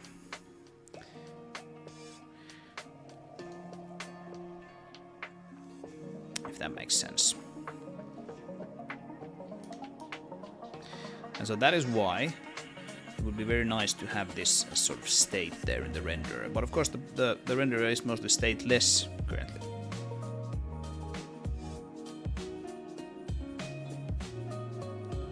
Which means that it's a bit tricky to put those two together. Maybe we can figure something out.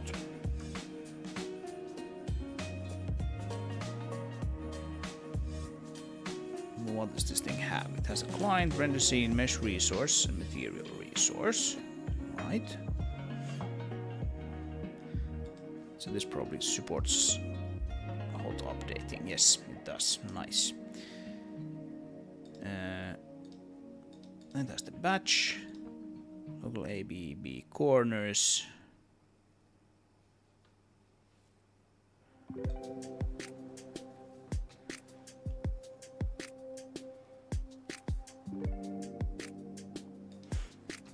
go have a look again, see what those particles actually had. So particles have a flag, some lifetime, render ID. These values can be written using the node's store particle value node and retrieve particle value node. Yeah.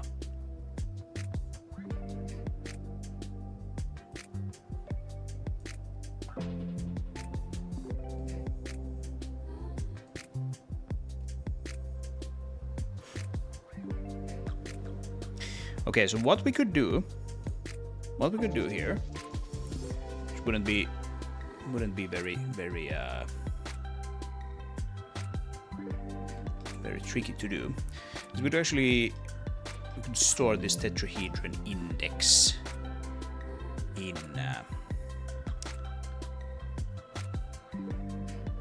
the particle itself, and then we would make a version of this function here, which would do essentially like the same thing, but it would run through this call, do those calculations, which are the actual coefficients that we want, and then it would update the thing there all in one go. And that would be kind of neat. Yeah, that is what we are going to do. And that's going to be nice, that's going to be efficient, that's going to be reasonably light on memory as well, because the only thing that we're going to be storing in memory and remembering over time is that one U32 I'm going to place here in the particle. That's going to be good. Excellent, so let's do that.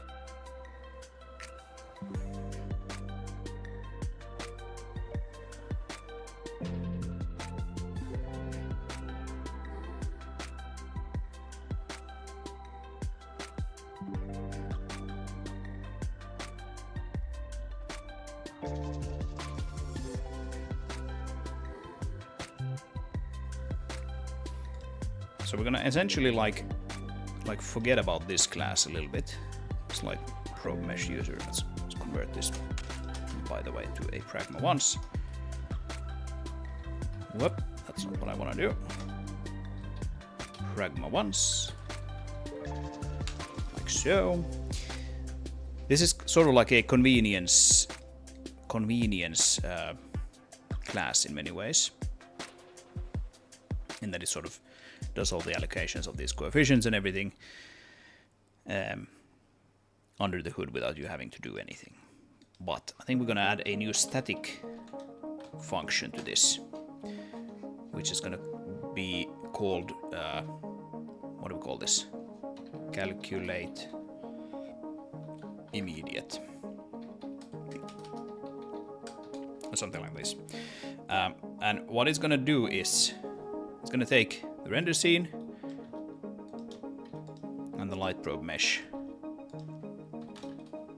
It's gonna need those two. Or is it actually? It doesn't need the render scene for anything other than getting the light probe mesh. No, it does not. So we don't actually even need the render scene. We can just get the light probe mesh. That one we need. That should be obvious to anyone. And then it needs the tetrahedron index.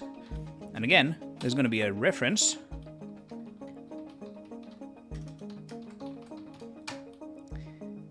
And like 4 coefficients. Right, so essentially we give it as input, we give it the mesh and the position.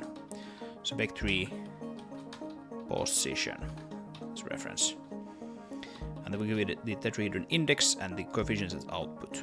These two are inputs, these two are outputs. Alright, calculate immediate. I think this makes a whole lot of sense. So it does essentially like the same thing as these two guys, but it doesn't keep any state.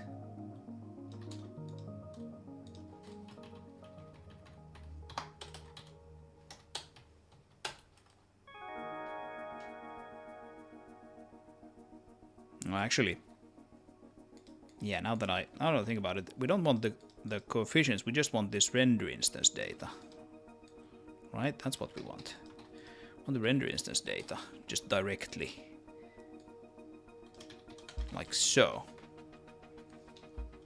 And then that's supposed to be a member of that, even though it's a static function.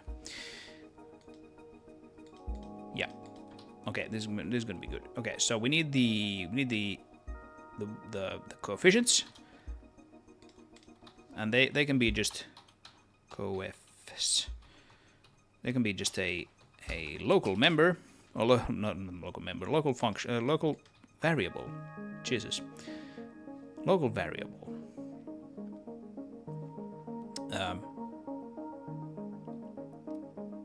Right, and we probably want to like memset that to 0, right? So that's the address, coefs, and value is 0, and size is size of vec4 times 9. 9. There we go. Because yeah, now we're gonna want to do this as quickly as possible. Actually, we could do the same thing there instead of having that for loop be there. Let's not have any for loops here. Thank you very much. So coefficients initialize to 0. That's how we do memset, right? I don't use memset very often. Yeah. Oh, I can even do that, can't I? I can do just size of coefs.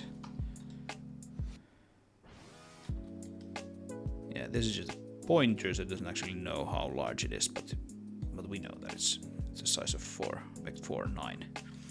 But here we can just do size of coefs. And then after that, we do this. Right? We get the light probe interpolation weights. I'm trying to copy paste that. Come on, there we go. So we need the weights. The weights are just a single vector 4, and we need the steps as well. I think the steps just kind of, it tells you, if you're interested, it tells you how many steps it took. So like how many tetrahedra it had to traverse to find the correct one. And if this returns false, then we are outside the light probe mesh, and there's nothing we can do about that.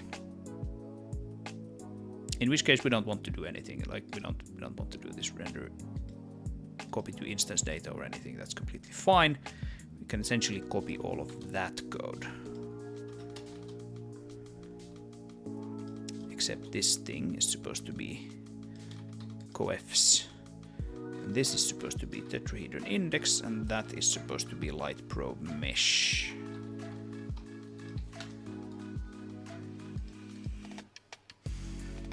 Alright, and then... Oh, well. Okay, here's one thing that we can do, actually. Yeah, we don't need that if thing there at all. Take that away. Has coefficients. Yeah, we don't have that either. So at this point, that's just going to be a 1. And here it is going to be a 0. So So we don't have any coefficients because we're outside of the light probe mesh. That would be coefs. And then we can do this trick again here.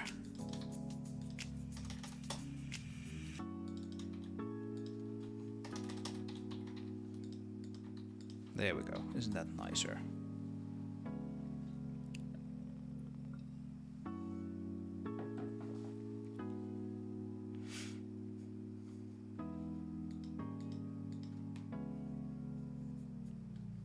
And we can even profile this thing. So let's do that. Let's add a basis profile function macro here.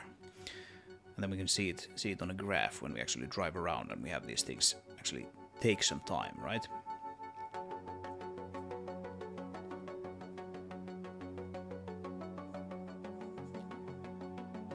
And we can see it, we actually made it fast. At least like fast enough.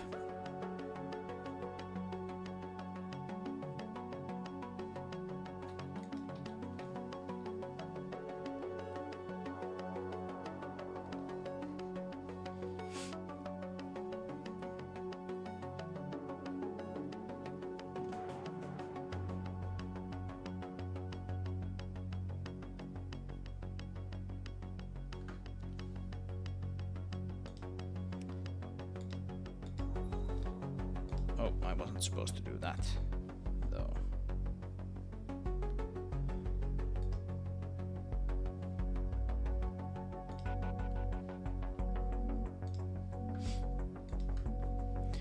All right, we are compiled. That's nice. So now we can do the whole thing in one go. The only thing we need to do is we need to get the light probe mesh out of the render scene, and I think that is probably something that we can do there in the renderer. How about that? So let's get this. Let's see.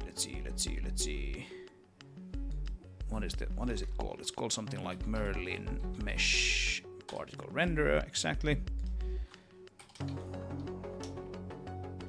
And the type is sh light probe mesh. Class goes there. Doesn't it though? Yes, it does. Good. And it's called basis. So this is actually not part of the core engine. That's why we need to prefix this with basis : because this is Merlin, so this is technically like another library that is just using the main engine. And here in init, this is where we get the render scene. So we can quite simply, let's initialize this to null here, and here we can quite simply just do mlight probe mesh.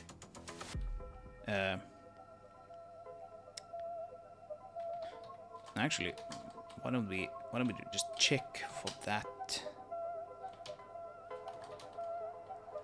light probe? Yeah, it'll be render scene get light probe mesh.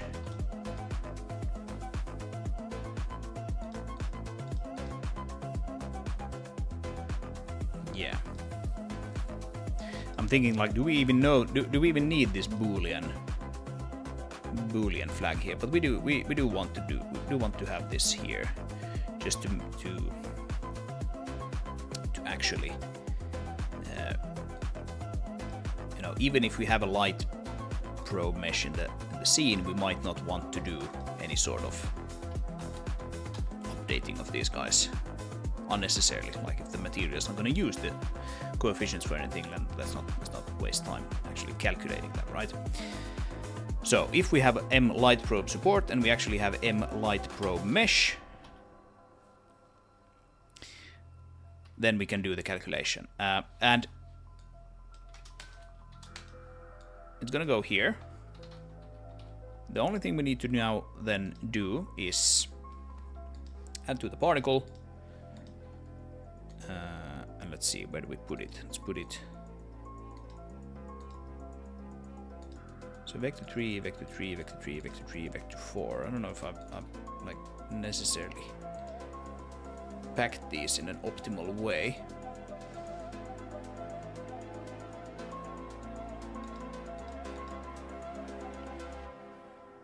Not necessarily, but let's just put this here for now. So tetrahedron index. Isn't that what it's called? Tetrahedron index.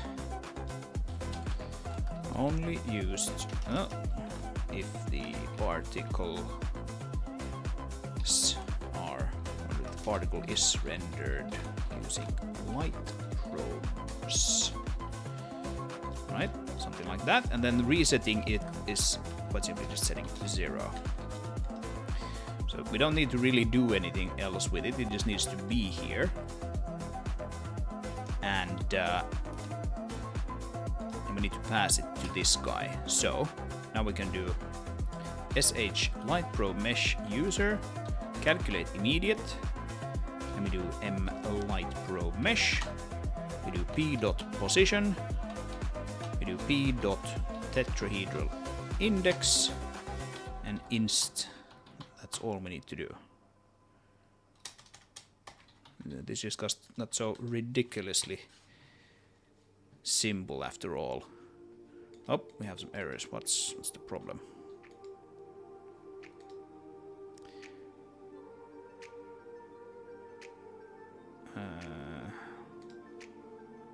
Oh, that's... Oh!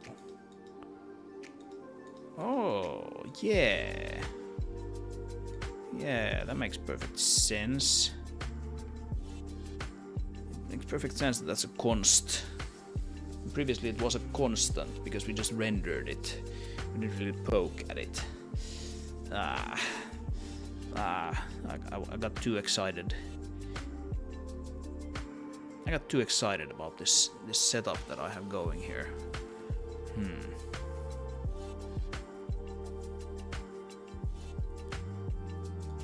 Well, let's figure that out in a bit. So what we can do here is tet index, just set that to 0, and we can just pass that instead. This will also work. It will just be slower, and it'll actually be interesting to see if we can spot any like performance difference, because like might be negligible after all. But at least in theory, it should be faster to like keep track of this guy than resume the search from it. But this should also work, and it should already be more efficient than what we had previously with the super naive implementation. So let's make sure this works.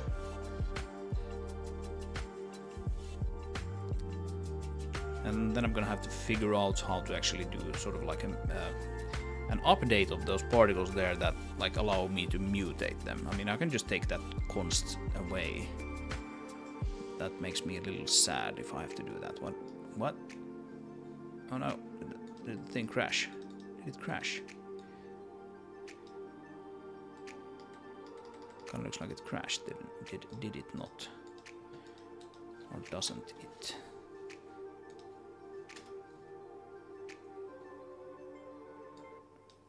Let's try that again.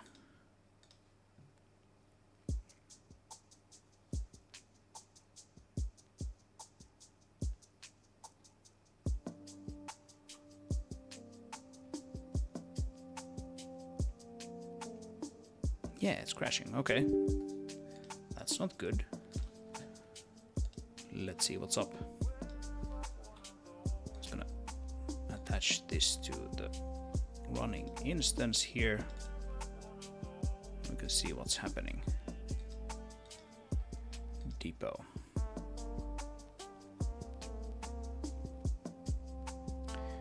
So it's crashing when the light probes are rendered. So am I doing something here now that I shouldn't? Update light probe data. What? Message dispatcher. Mesh instance.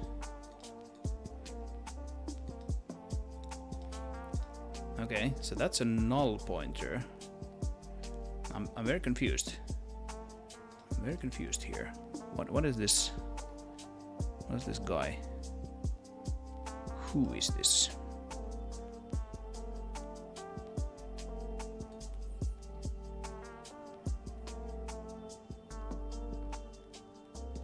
Parent scene is also 0 according to this.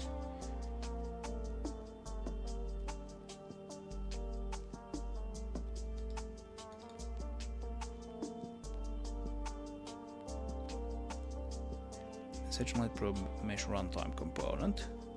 Yep, this is the thing that updates all of them. Light probe data updated, right? So we have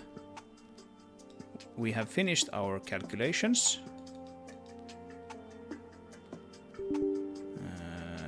Right, light probe component. Finished our calculations. I call this set updated probe mesh. Alright, it's there.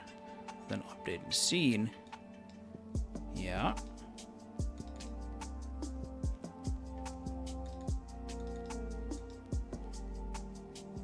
Okay. I mean, this may or may not have anything to do with what we just did, but I'm kind of thinking it probably has something to do with it. Because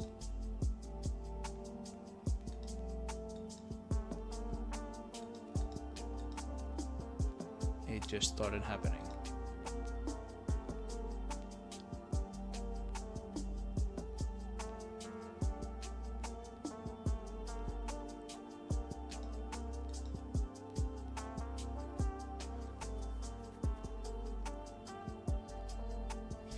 Oh. You know what? You know what? It probably is.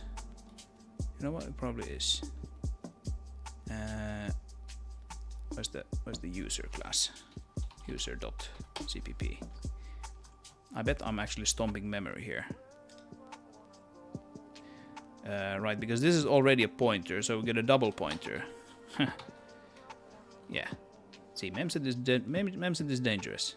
Here I need to do address of coefs, but here I need to not do it. Right? Memset is just dangerous. C is dangerous. See if that is actually the problem, but that was at least a problem.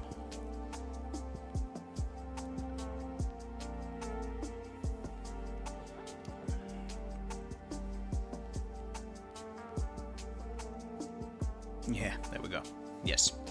See, friends don't let friends use C. C is dangerous. Use Zig instead. Solve all your problems. You heard it here first, folks. Alright. Now then. Now that we've fixed our embarrassing memory stomping bugs. See if this works.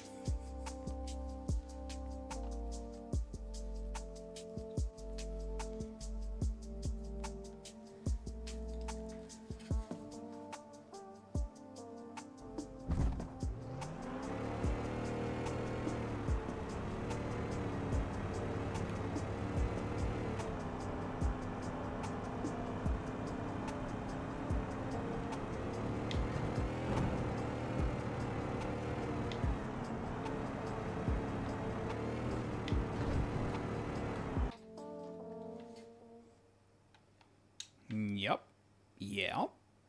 Yeah, works. Great. Driving so fast. Can I get back into the screen? Nope. Where am I going? I'm going off the cliff here. And now I'm stuck. Oh boy.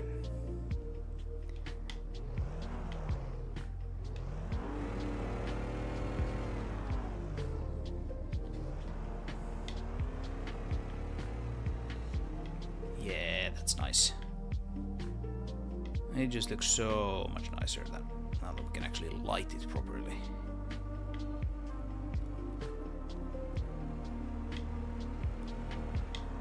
So much nicer.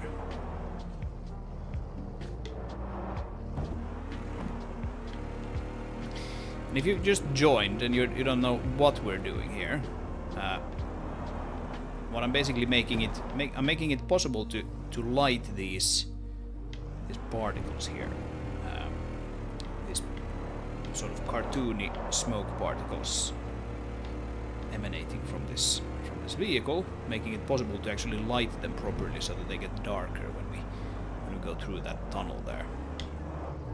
Using a light probe system.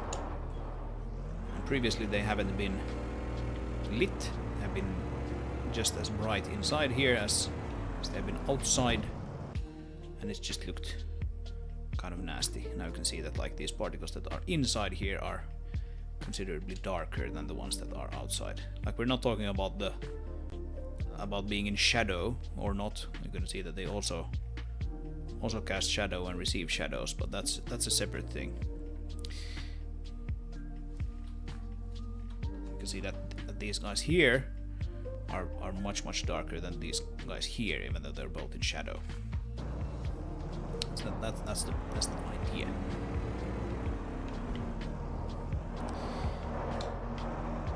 So that's cool. And of course, now we can go into our handy little profiler, which I haven't run for a while. Let's see if it works. Yep, it does seem to work. And so we have a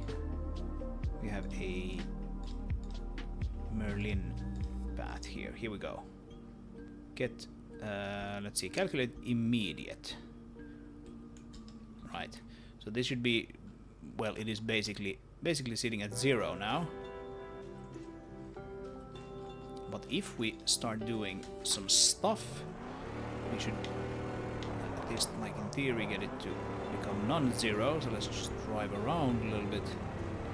Actually, we're outside of the light probe mesh here, so let's drive to the other side of the tunnel where we actually have light probe data. Right here a little bit, and we should be able to see some stuff there in the profiler. There we go. Okay, it is very small, but still it's like a tenth of a millisecond for this one vehicle. So that would mean that, like, if we have 10 vehicles, it's actually even more. This would reach like 1 millisecond with 5 vehicles. So yeah, we're gonna want to store those indices that I spoke about. Let's see if we drive around some more. is the 0.2 milliseconds something that is sort of representative of driving around with this vehicle in this fashion? If it is, then we're going to do roughly the same thing after we figure out that optimization with the index there. Here we have a house that is completely unfinished, as you can see. That's fine, one thing at a time. Oh, we don't have any... Yeah, we don't have any light probe mesh here either. So we're going to want to stay sort of like between this quarry and the tunnel. This is where we have light probe mesh data. So this little straight off road here is the sweet spot. Alright, and what did the profiler say? Yeah, it's between like 0.10 and 0.20. You can actually see here that, like, in the middle of this graph, like this area here is basically where we were driving outside of the light probe mesh, probably, because we have this peak here in the beginning. Then we're doing something, but it's like much smaller. And then the same thing. Here I'm realizing that like, oh, okay, I don't have. Let's go back here. Here I'm realizing in the middle that okay, I don't have any light probe mesh data here, and then I'm driving back to light probe mesh area, and then this is where we're actually like sampling it, and then I just stop again, and then it goes back to 0. Okay, that's cool. That's cool. So it works, and it works basically how I imagined it would. Can take that away. So now then the problem is this const here. Add particle to batch.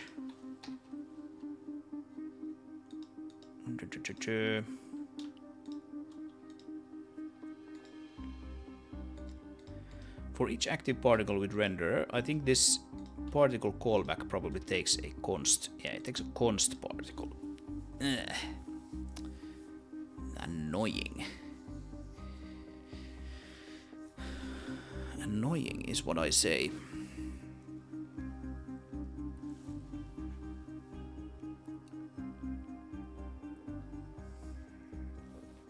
Okay, I'm just gonna go easy on myself here, and I'm gonna add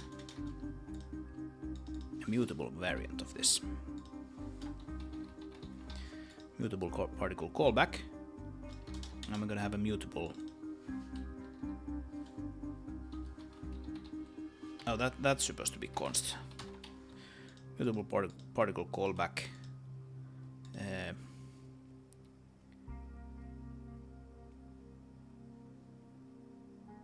Render. Let's just call this mutable. Mutable. I'm very aware that I wouldn't really have to do this. The thing is, though, that I'm kind of happy if most renderers don't need mutable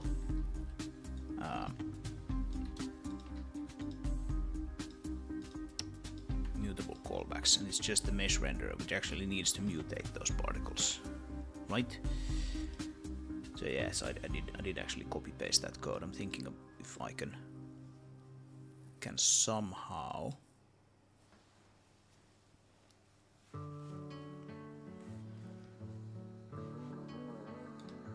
that's a const bucket. Is that actually compiled? Or does the bucket need to be?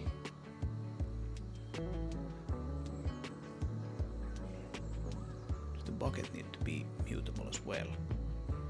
Now that builds, which means this guy can be const, which is a little strange in a way, right? Because you're actually mutating the inside of this. You do get a mutable reference here though, so that's nice. Yeah, I'm just gonna not have that be const. Kind of feels a little dirty to have it be const, and then this thing is actually like a mutable bucket reference, right? Because a mutable bucket. A bucket is just like a number of particles. Am I thinking about this wrong? I think this feels more sort of kosher to do it like this. You're just sort of like you're honest about the fact that you're going to be actually mutating those particles. I know C++ doesn't require me to do this, but C++ is just whack. You heard that first here as well, folks. So now that we have this, we can go back to the Merlin Mesh Particle Renderer and add particle to batch with a mutable variant. And this won't work, so we're gonna have to do it with a mutable version instead. There we go. So now if we do, instead of just using this tet index 0 here, we just do particle dot tetrahedron index. My hope is now that this should be faster. It might be so very like the data amount is so very small with this little light probe mesh still, that it doesn't really matter. But it should at least in theory be faster this way. So let's try to profile this again and see what we get.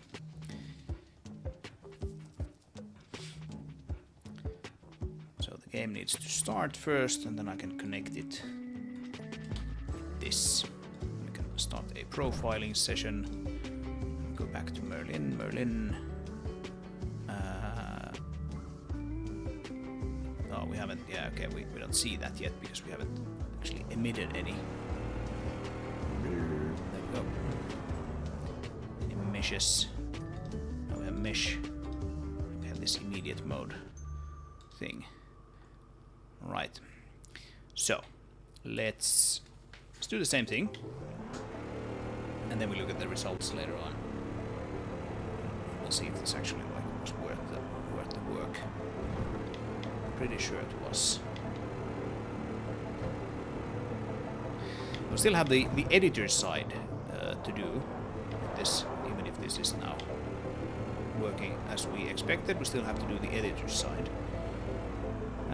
We'll see if I do it on stream or if I just do it like tomorrow morning. It's getting pretty late here, but if you guys want to see it, I can do it on stream still today, unless we run into some issues here with this runtime side. But I'm kind of happy with how this works currently. Alright, so let's look at the profile here now. We can see that yeah. If we're not counting, well, we can even count this peak here. But especially if we're not counting that, because it is significantly faster than we had previously. Previously it was between like 10 and 20, and here we're sitting at about 0.7. Like, I'd say like the average is about 0.6. It's like three times roughly faster. So that's really nice. All right, we can just shut that off. Okay, this was actually. I'm really happy with this, how this turned out. Now it's just looking so much nicer there.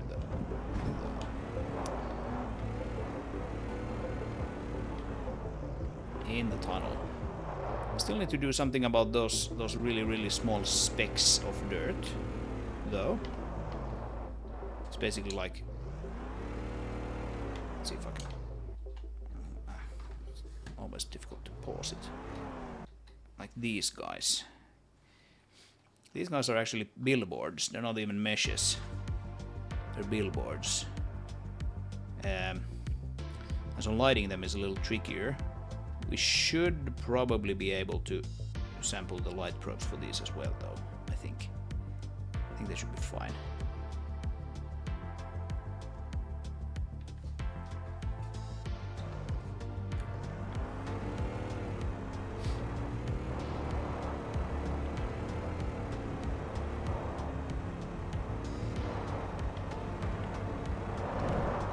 Yeah, because like you can see here that now they look very bright compared to the meshes.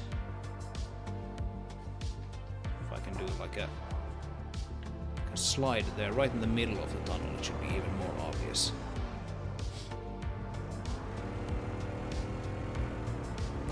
Like here. This I need to try with the keyboard so that I can actually pause it properly. Like here. Yeah, now you can see these are very bright. Yeah, that's a little wonky. That's a little wonky.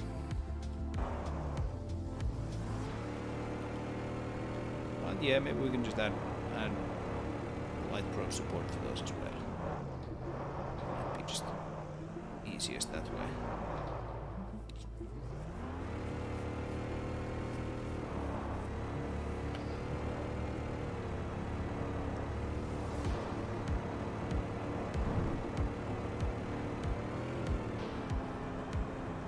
Okay, folks, do you want to see some editor work still today in the stream?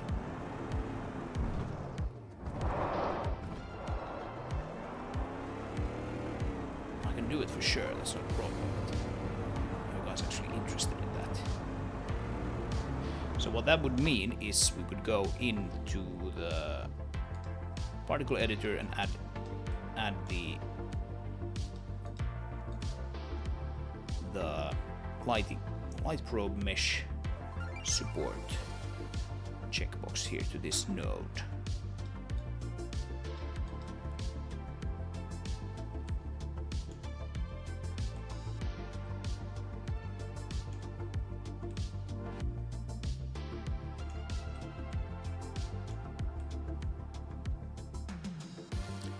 Color R, color G, color B. Where are those coming from? Color R. Yeah, okay, here we go. Just finding so many of those.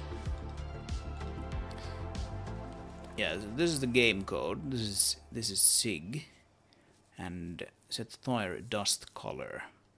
So we're getting the parameter out of the particle effect. So this guy has some parameters: strength, color. Yeah, well, strength and color essentially.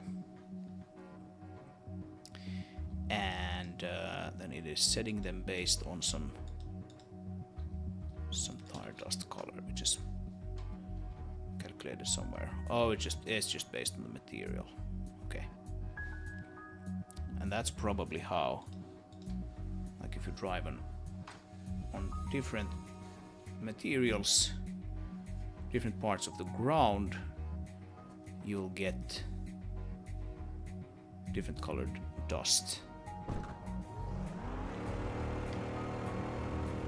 Right, you get gray dust here, and then if you drive on the gravel, you get brown dust. Yeah, it's very much just a placeholder.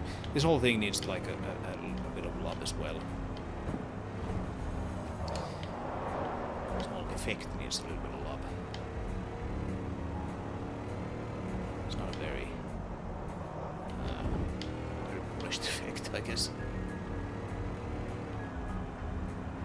It's just been like this since forever. This is actually the first new thing that I've done in ages for this thing. Is actually make it so that it actually gets lit properly. That's cool.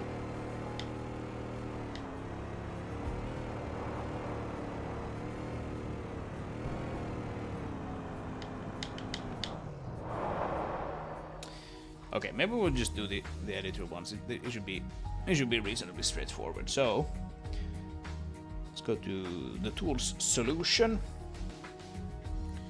and here we actually need to edit the C# classes for that node type that we have. So again, we're talking about this guy here, mesh particle renderer, and if we look at the solution, we probably have like a mesh particle renderer node. Yes, we have two of them. In fact, we have one in Merlin, we have one in Merlin editor. So Merlin is the library that actually like converts all this data into a runtime format that we can run, sort of. There's also another library called Sprinter, but like for all intents and purposes, that's what this is. And this data is the data that gets stored to disk when we save this file.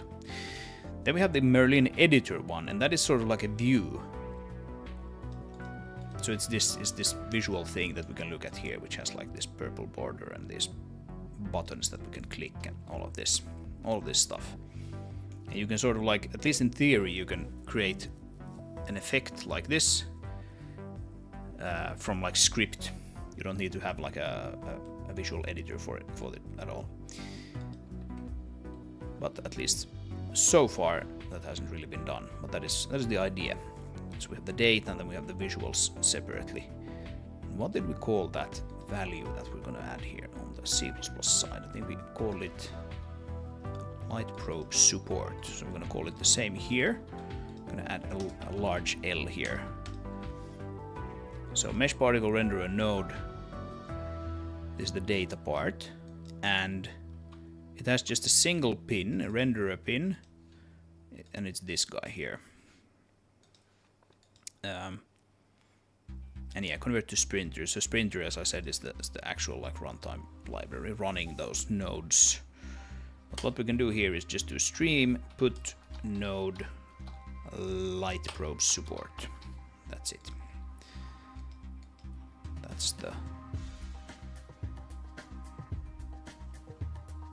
That is the stream that we can then get that data out of in C++.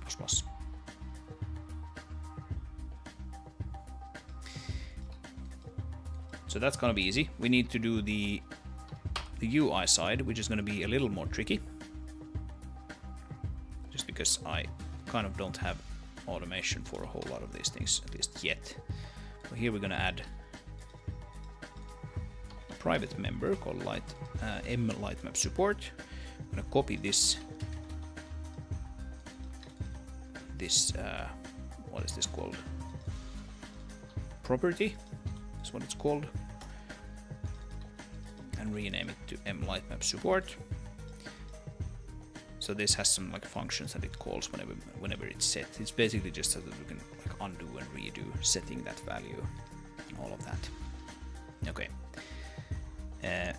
So mlightmap support. Then we need to add the actual checkbox there.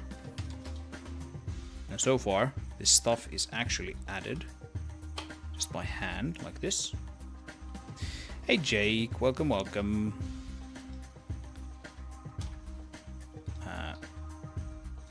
So we add a new sort particles checkbox. That's not what we want to call it at all. We want to call it probably just checkbox, right? Because it's a local thing, like so. I set the auto size here to false, and then just set the size manually. And these are the actual like rectangles. So this is kind of like archaic in the sense that it you can have it do its calculate its size. Oh, that's the wrong application actually. No, go away. We want to set the Merlin editor as the where is it? It is right here. Set that as the startup project. Anyway, yeah, like I was saying, you can have the nodes calculate their own size based on their pins and stuff like that, but it doesn't support figuring out all the sizes based on all the controls, at least yet. Here we can see sort particles light probe support. Isn't that cool? So by default it is off, just like it was. So that's nice. We don't need sorting either. The problem here now is going to be the fact that we are writing to a binary stream right here. And so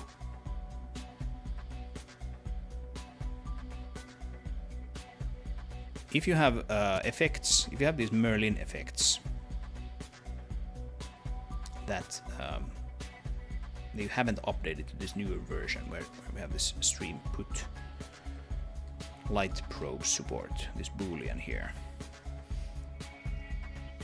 and then you use a newer version of the game which has this, which expects there to be that sort of thing, you're gonna get corrupted data, or actually what you're gonna get is you're gonna get like an assert failure because you're trying to read past the buffer size. So what I do here instead is I have a sort of version number which we need to bump here. So serialized version 5.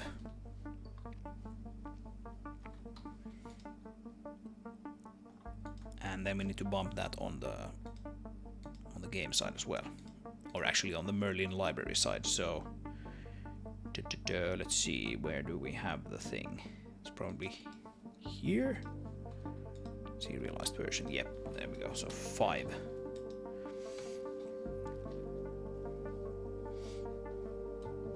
Oh, can't run it because we have it blocked.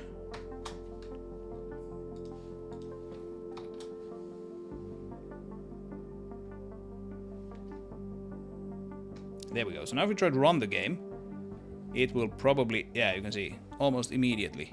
Incorrect Merlin meta format. Loaded data is version 4. Expected version 5.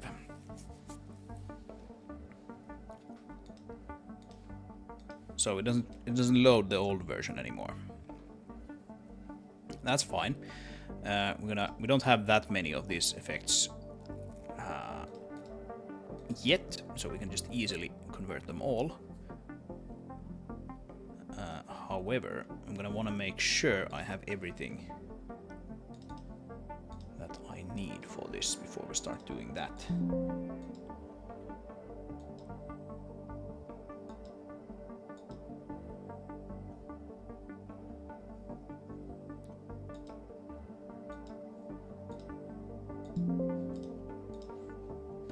Yeah, I sort of think it's probably all there. So let's shut off this old version.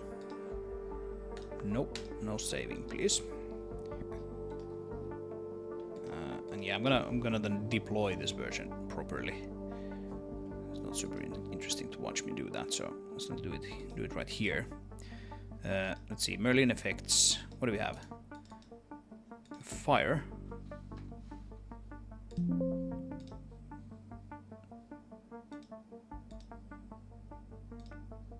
Then we have the material effects. We have that one.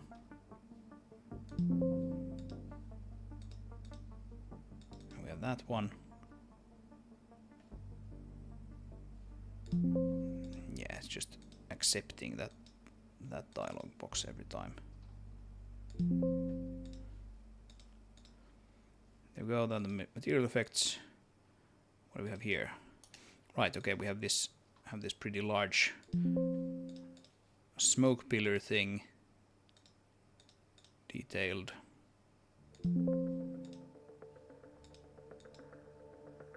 Distant. A few versions of it. And then we have distant intro. Also needs to be done. Then we have shaders. There's no effects there. And then we have quite a few of these actually. I need to put in a sort of mass conversion. What did I do actually? I need to put in a mass conversion function here, just like I have for the materials.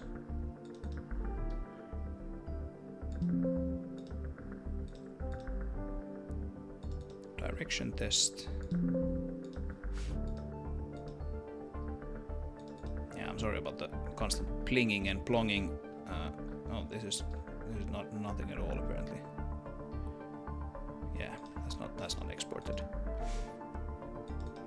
I'm gonna be done in just a second.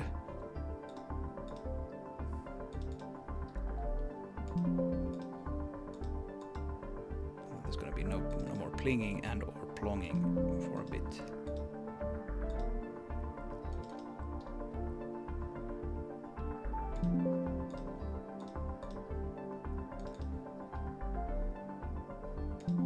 I wonder if these actually even work. They probably do, but I haven't tested them in a while. Like, what about this one, for example? Does this work? Yeah, it does work.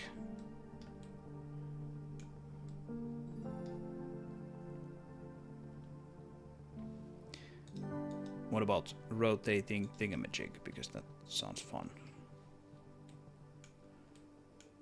Yeah, it also works. I think I remember this looking exactly like this. And this is just testing things, obviously, that I was messing around with when I made this system.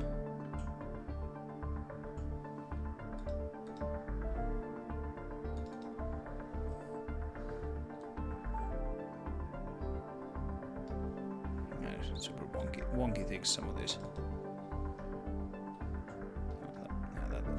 This one doesn't really do anything. It just prints some stuff. hello from Merlin, yeah.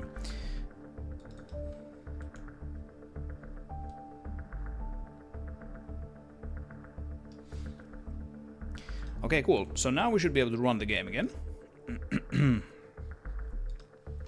Actually, just try this. This should load us into the yeah, this one. This level here. Now we should be able to drive, and we should see those things being there. And there they are. Good.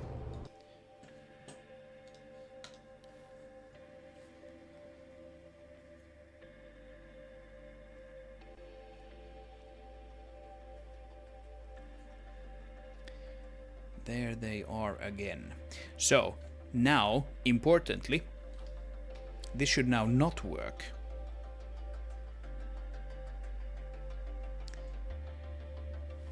And can you guess why it should not work? I'm gonna be a very sad boy if this does indeed work now. The reason, of course, is that we now added that checkbox there to our dust material. We haven't checked it yet. I just re-exported it so that we could actually see it here. Oh, or did I? Maybe I did. Maybe I did check it. Did I? Oh no, I did. Yeah, of course. I'm jumping ahead. Getting too excited again about this. I'm jumping ahead. We're gonna have to undo our hack here, which was in the where was it?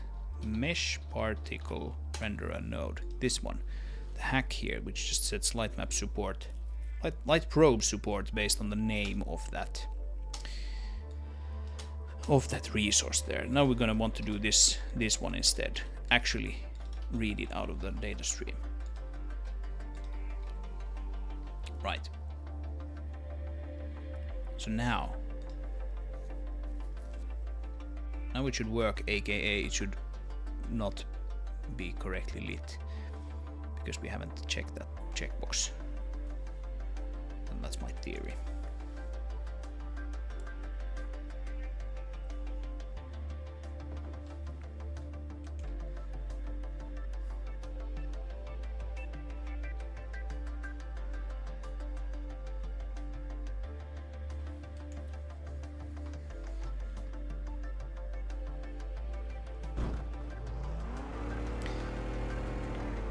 That is my theory. Let's see if my theory holds.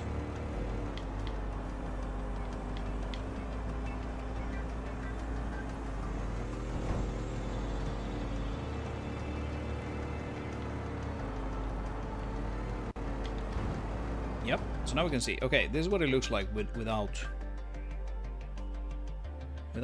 what we've done today. Just ugly and fugly and horrible. So horrible. And then we go into, not there, but here. We're going to go into the editor and we open up the correct one, material effects, cartoon smoke, continuous, and we quite simply check that box. Then we re-export it. Yes. That should be it. That's what we need to do. So now if we go here, run the game, it should work.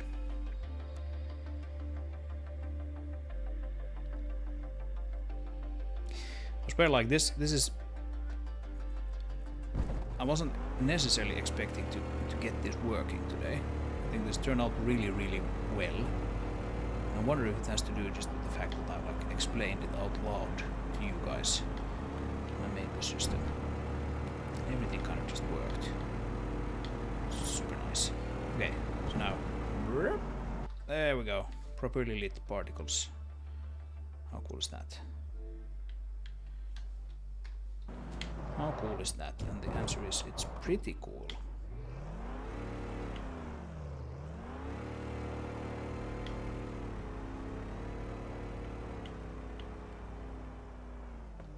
It is pretty cool.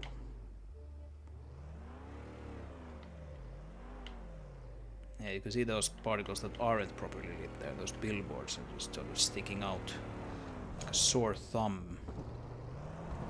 But the ones that are, they just look really nice. They just look really nice. And again, if we connect the profiler here,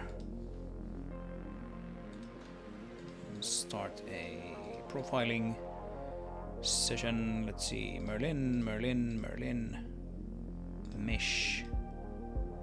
And that's the one we want to actually look at. We don't have any data yet, so let's drive around some more.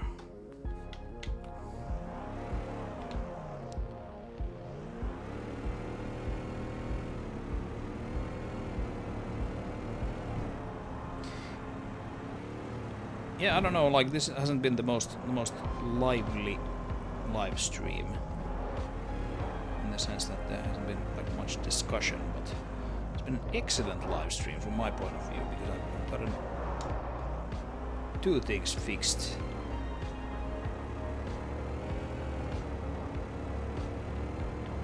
One that I wasn't necessarily even counting on having fixed.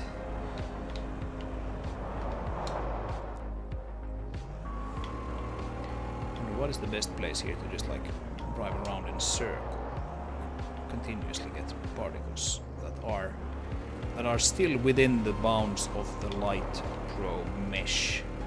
Probably here. It's a little tricky to keep like a high enough speed that we actually get particles all the time, especially those dust particles. I'm trying to get like a continuous flow of them so we can see them in the profiler there.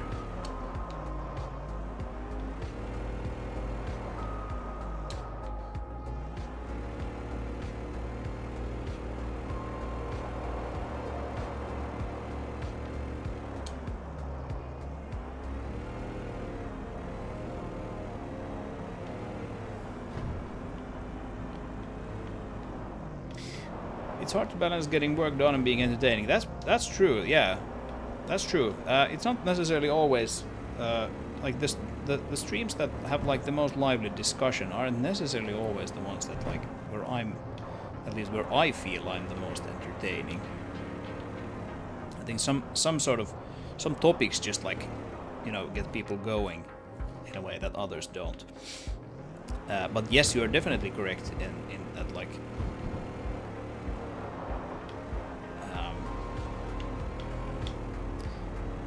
Trying to be entertaining is not always easy when you have like some work that like, takes up your sort of brain power. That's why I typically try to stream things that I kind of know what is waiting for me. That did not happen today. Like neither the shader debugging, which the stream is sort of named after, which if you're interested, if you just joined and you're like, where's the shader debugging? We did that in the beginning of the stream. And I wasn't sure what to expect from that. And then this particle thing, just while it turned out really, really nice, I'm super happy with how sort of elegant the solution turned out to be. It was something that I kind of thought was going to be much simpler. Turned out to be much trickier, but then the solution just kind of nice, neat. Nice gate, yeah, this one. Yeah, I've been messing with this tunnel like a whole lot lately because I've been doing lighting. So we have like light probes now for these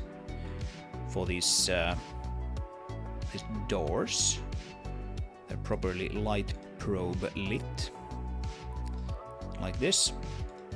And then we have, of course, the whole, like this is what it looked like when we were looking at it last. It's essentially just completely unlit. And the light maps give some nice smooth lighting to the the static environment and then light probes to the dynamic ones. But I only have light probes in this part of the level now. That's why we're driving around here. Because we just added support for light probes to the particle systems. And now if we look at the profiler again, you can see, yeah, we're like reaching point 10. We're even reaching like over 20. But those are just some weird spikes. I don't know what those are. But like most of the time, it is sitting at around 0.6, so 0.06, 0.07 maybe. These are the places where we've been driving there inside of the light probe mesh, and I'm liking this a whole lot because this I can definitely afford. Even though we have quite a few of those particles actually. So that's nice. That's nice and neat. Let's see if we can get... well, first of all, let's see if this can auto-reconnect. We should be able to do that. Yes, it does. Then let's spawn a truck. Truck has more wheels, and that means more particles, at least in theory. And one thing that I'm gonna want to do pretty soon, actually, so if that sounds interesting, maybe keep an eye on the channel for a live stream on that. We're gonna want to make this level AI traversable. It is not currently AI traversable. We don't have any nav mesh or anything like that. That shouldn't be like a super big thing to do, but there's always like a whole bunch of smaller things to tweak and fiddle with when doing that. Right, so here we have again some properly lit particles. That's nice. So yeah, I'm getting to the point now where I'm gonna have to start thinking about like the actual single player mission that's gonna take place in this area, and because of that I'm gonna need this level to be AI traversable. That's gonna be pretty fun.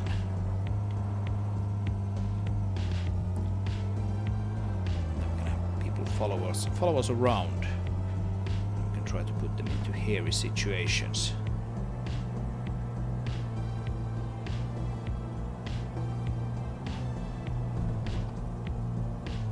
Alright, so what about this then?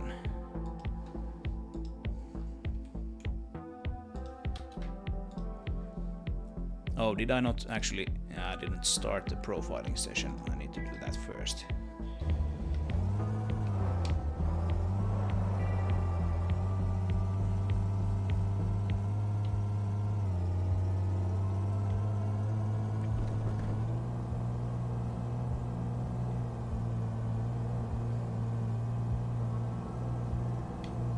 This place is like, it's kind of a good one to just drive around in, to have an almost continuous flow of particles that we can profile. It's a little difficult to have a fully continuous flow of them, but anyway, they should give us a pretty nice little sample to profile.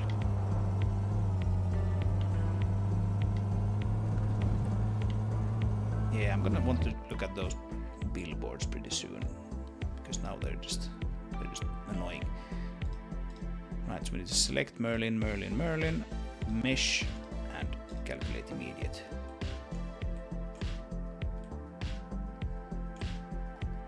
It's interesting that like this. You can see now that like we get a mostly constant sort of reading here in the profiler, because we're just calculating the same thing over and over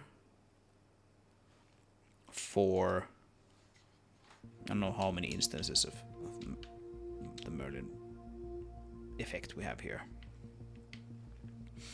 The actual like runtime, sort of like debugger for the Merlin system is very bare bones. Still, we have render stats here, but these particles are. Yeah, those particles are actually not the ones that we are thinking about. I think those particles are essentially like this mast here, this particle. Yeah, you can see this batch here going from 0 to 1 when that thing is actually rendered. So I don't exactly know how many instances we have of these guys. I should probably make a debugger / profiler window with ImGUI or something for that as well.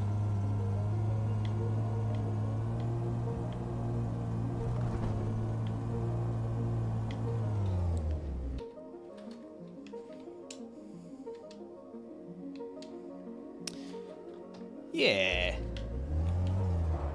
Yeah, this works.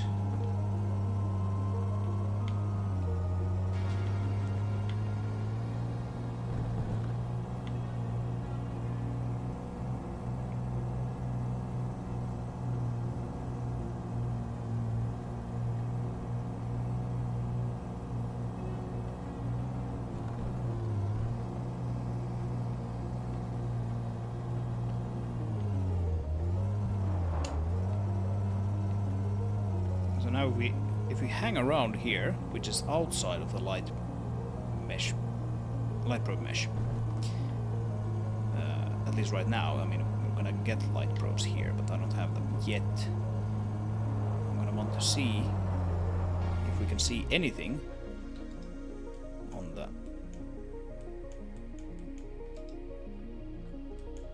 profiler.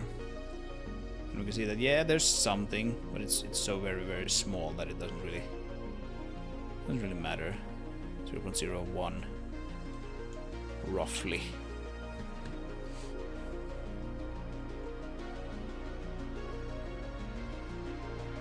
Yeah. So calculate immediate. This is the function we just wrote. It's found there in the user CPP. Yeah, so like half of that is basically just like a for loop and a mem set. Oh, actually, that's not the one. It's that one, for loop, mem set, and mem copy. And the other half is just going like, nope, we don't have, we're not actually out, not actually inside of the probe mesh. Okay.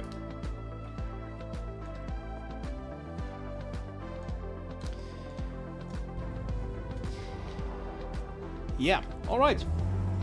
This was a good stream. Annoyingly, we have like quite a few viewers now that I'm I'm sort of done with everything I wanted to do. Anyone have any questions? I was thinking about like ending pretty soon, but I can go a bit further if anyone has any questions. It'd be kind of annoying to stop now. I hadn't planned to do any more work today.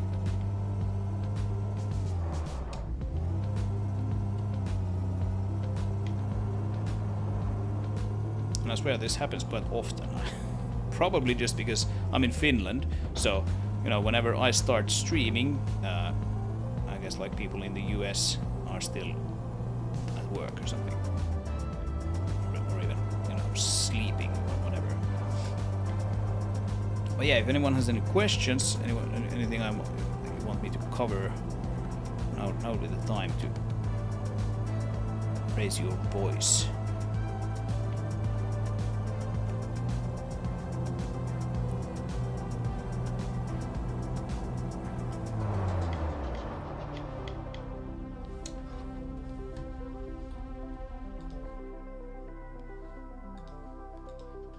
Shut that down, we don't need that anymore.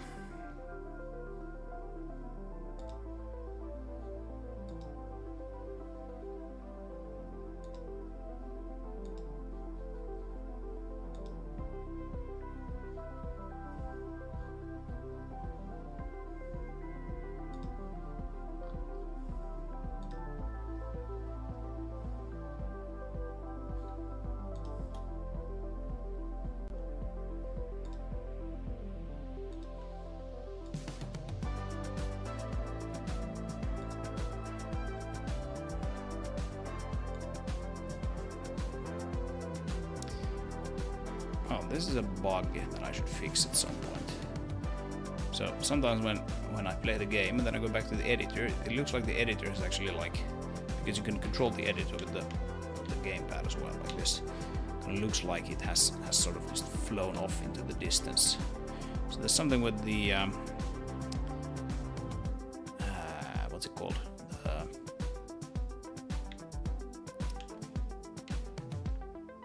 The logic that detects whether or not the window is active is like somehow bugged out. Because it should stop reading the gamepad when the window goes inactive. Like if I do this and I try to move, nothing happens. I haven't really been able to reproduce that reliably. So that's a bit stupid.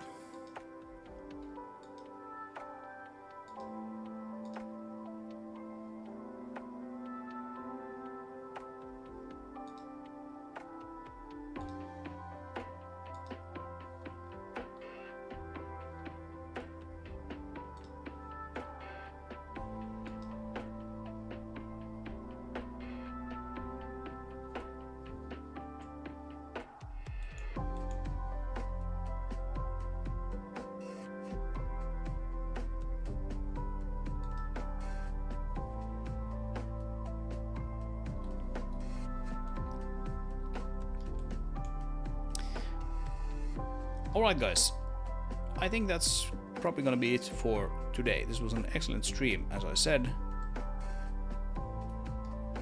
Stuff is coming together, slowly but surely. So that's awesome. Thanks for hanging out today. If this looks cool and you want to see more, do check out the channel. If you want to play the game, check out the Discord server. There's a link in the description below. And like I said, if you are interested in seeing how the AI deals with this level, that's usually kind of fun to see them drive around and make mistakes, and then you fix up some nav mesh issues and add some more guides to them, and then they do it better. All that fun stuff. I'm probably gonna do that on stream. That's something that's kind of like interesting and sort of almost like emergent behavior. And I've done that before. People seem to like that. So if that sounds fun, do keep an eye on the channel. I'm probably gonna be doing it here relatively soon, so that we can start to actually add the single player content to this level finally.